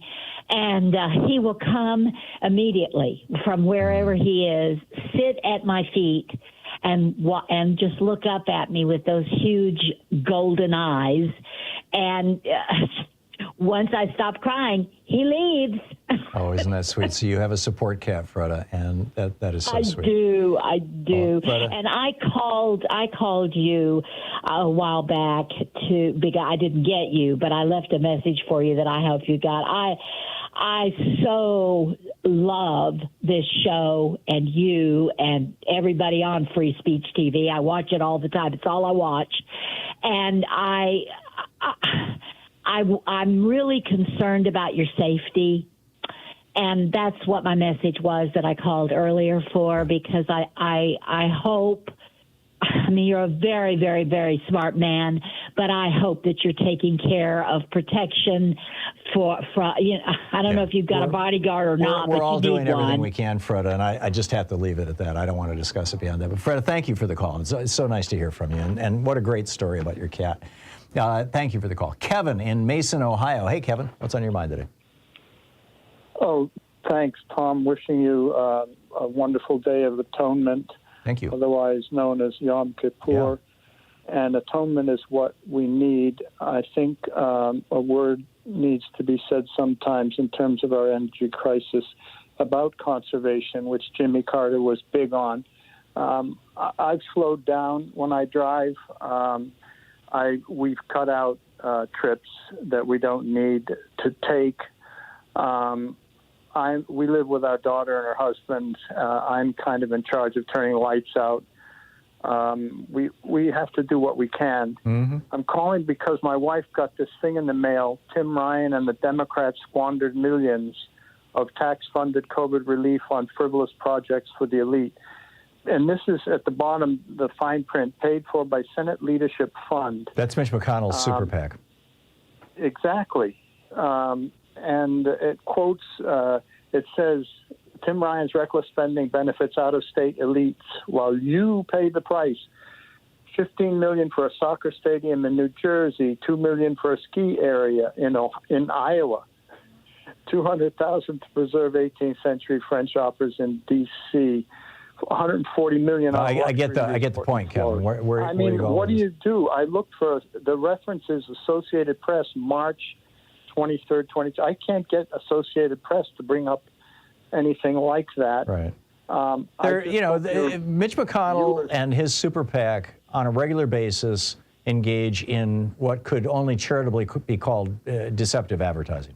And this is another example of it. And they are pouring tens of millions of dollars, tens of thousands of commercials. Judd Legum did a great expose on this yesterday that you can find over at popular.info, on this. And it's, they're going all out. That's why these elections are as close as they are right now, because advertising actually works. If you can put a product in front of people and say something nice about it, or if you can put a product in front of people and say something terrible about it, those opinions, people's opinions will change, and it works in politics. It's Kevin, thank you for the call. I mean, this is why we need to get money out of politics, because what you're looking at in Mitch McConnell's super PAC is some of the most corrupt money in America, in my opinion. You're listening to Thom Hartmann. Visit ThomHartmann.com for audio and video archives. 45 minutes past the hour, the place where despair is not an option.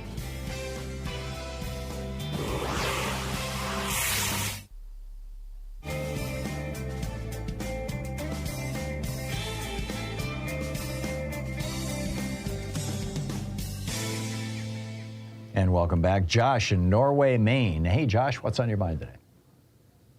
Hey, Tom, how you doing? Thanks for taking my call. Sure. I just, was listening earlier and about, how the oil production's getting shut off and, most likely is going to worsen everything for everybody around the world, obviously, because we're in a, oligarchy of the oil companies, basically.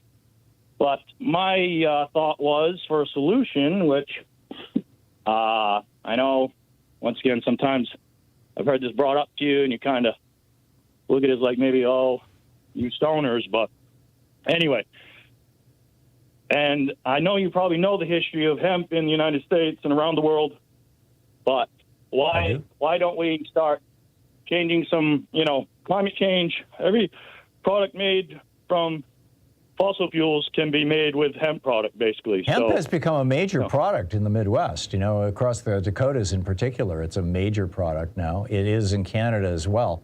Replacing fossil fuels with hemp oil, with diesel made from hemp is, it's not going to work at scale, sadly. But, That's why you don't think it's possible? I'm just curious because, that's... Why is that? Because the amount of land that's necessary to produce the hemp oil and because the amount of time it takes to produce it. I mean, basically what you're doing is you're converting sunlight into oil. And, the hemp plants are using photosynthesis to drive that process. And when you pull fossil fuels out of the ground, you're pulling out sunlight that was converted into carbohydrates literally millions of years ago by plants. We're burning, it's been more than 20 years since I've seen an accurate number, but about 20 years ago, the number was we're burning about 1 million years worth of sunlight every hour worldwide. And, you know, wow. in extracting all the fossil fuels that we're extracting. So, you know, it's just thinking that we can use, you know, plant products that collect sunlight with some efficiency, but I mean, you know, not even the efficiency of solar panels. A more practical way would be to electrify everything and use that same land for solar panels, because the hemp can only grow part of the year. The solar panels can be used all year round.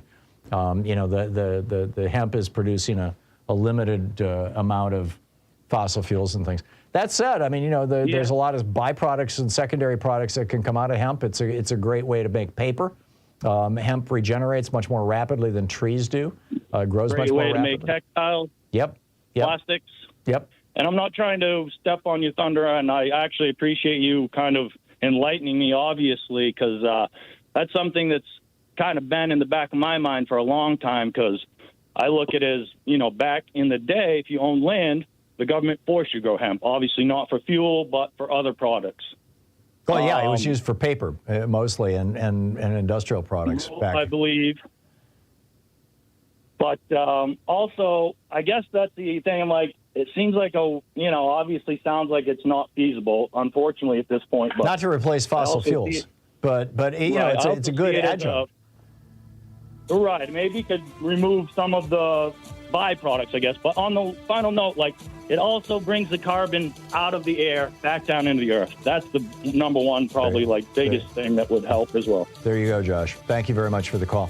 Although if you want to permanently, or not permanently, if you want to stabilize carbon for 100 years, trees are better than hemp, because trees basically lock that carbon up for a year or so. We'll be right back. It's 10 minutes before the hour.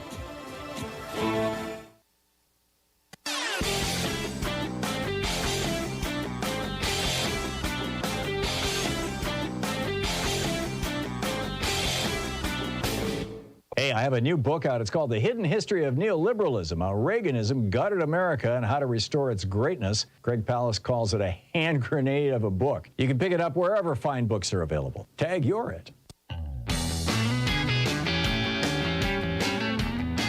Welcome back. Picking up your calls here at the end of the show. Dave in Hoffman Estates, Illinois. Hey, Dave, what's up?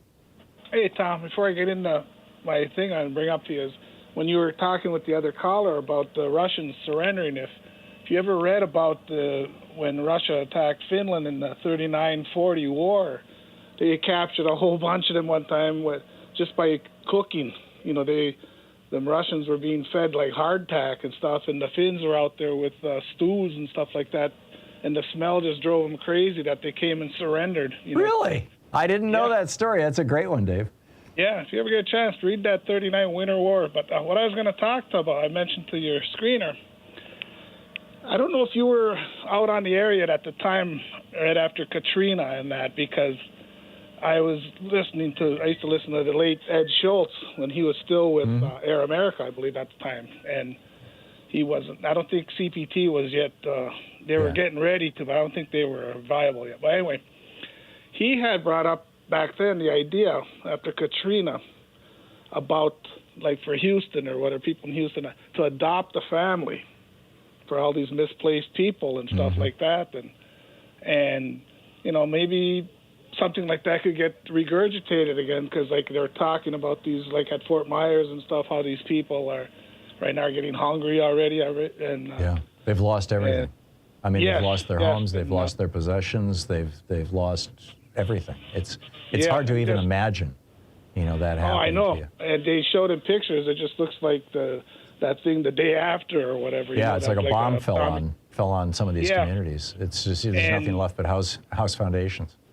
Yeah, and of course that would be if the people are willing to relocate for a short time or whatever, and and like say like the areas like Houston again or Atlanta or somebody, that you get people to do that, and then along with it though that either the government and the state of Florida compensate these families a bit, that would be willing to accept these, refugees, if you will, for that short time. And as we know, DeSantis was able to spend a bunch of money, Floridians' money, to fly those migrant asylum seekers from Texas to Martha's Vineyard in Massachusetts. So just kind of a thought anyway. Yeah. I think to do these kind of things at scale, I love the idea, Dave, and I think to do them at scale really requires government. And, and that might be, one aspect of a program the government could be doing, but, it sure looks like the government of Florida is not quite up to this. FEMA had pre-positioned things down, generators and people and all kinds of stuff down there. Right. But it's going to be probably a month before we really understand everything that happened and how it got played out. And I'm reluctant to use this just to score political points against DeSantis. But yeah, Dave, thank you for the call. It's a great idea. I love it. Linda in Napanee, Indiana. Hey, Linda, what's on your mind today? Well, I want to bite back a little bit on something you said in the last block, I think, about Jerome Powell raising the interest rate. I've been around a while. In 1988, I became a widow. My husband had a small life insurance policy, and I've hung on to that like it's life and death, because basically it is. Living on one income is not easy. And so for my interest, or for my interest rate on the life insurance money has been 0.07%. Right. My only other option was to invest it in the Wall Street casino, and I cannot afford to lose that money. Yep. I would be out in the street. So I just wanted to point that out to you, and perhaps maybe rethink your position on that. So your argument, Linda, is that by raising interest rates, Powell is raising the rate of interest that banks will pay you on your savings. I know that for example, some of these high yield savings accounts now are paying over 2%. Problem is inflation's at 8%, which means you're still losing 6%. Well, that's probably true for the average family. However, I live alone. I'm the same age as you are, and I don't need a lot of stuff. I have some medicine. I buy very few groceries because I'm on a very strict diet. I have 2 cats, which I feed very well. I get what you're saying, Linda, but and thank you for the call. Ray in Napa, California. Hey, Ray, we've got about 40 seconds here. You got a quick one? Oh, cool. I just wanted to talk about electric cars because I'm celebrating my 2nd year with a used Nissan Leaf. I picked it up a couple years ago because gas prices went up. It had a 20% degraded battery. After 2 years, it's lost another 5%. So basically, the car would go 100 miles. Now it goes 75. That's great. Which I'm happy with. Yeah. Okay. And then I just looked up a brand new Nissan Leaf for our callers, $24,400, and that's 2022 closeout, and that's before the $7,500 President Biden rebate. Yeah. So electric vehicles are getting cheap, and boy, do they work wonderfully. Ray, thank you. That was perfect, and you timed it just right. Thanks so much for being with us today. We'll be back tomorrow, same time, same place. In the meantime, don't forget, democracy is not a spectator sport. It requires all of us, thus democracy. So there are so many ways you can get involved, from joining great organizations to, like indivisible.org, for example, joining your local Democratic Party, running for precinct committee person, all kinds of stuff. Get out there, get active, tag, you're it. Have a great afternoon. We'll see you tomorrow. You've been listening to Thom Hartmann. For audio and video archives, visit thomhartmann.com.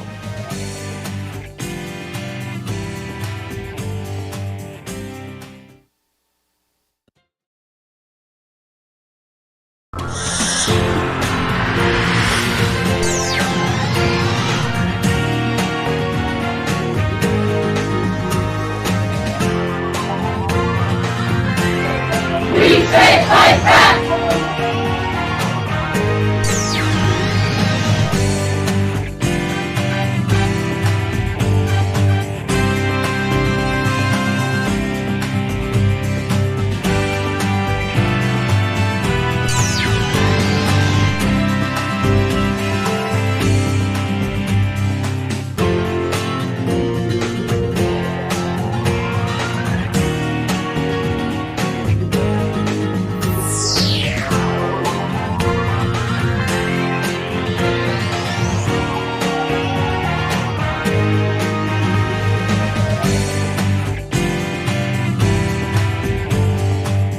In addition to bringing you the Thom Hartmann Program here on Free Speech TV and Video Media Online, we also have a whole set of ways you can interact with us and tools you can use to spread the word about the importance of democracy and the threats to it in our republic.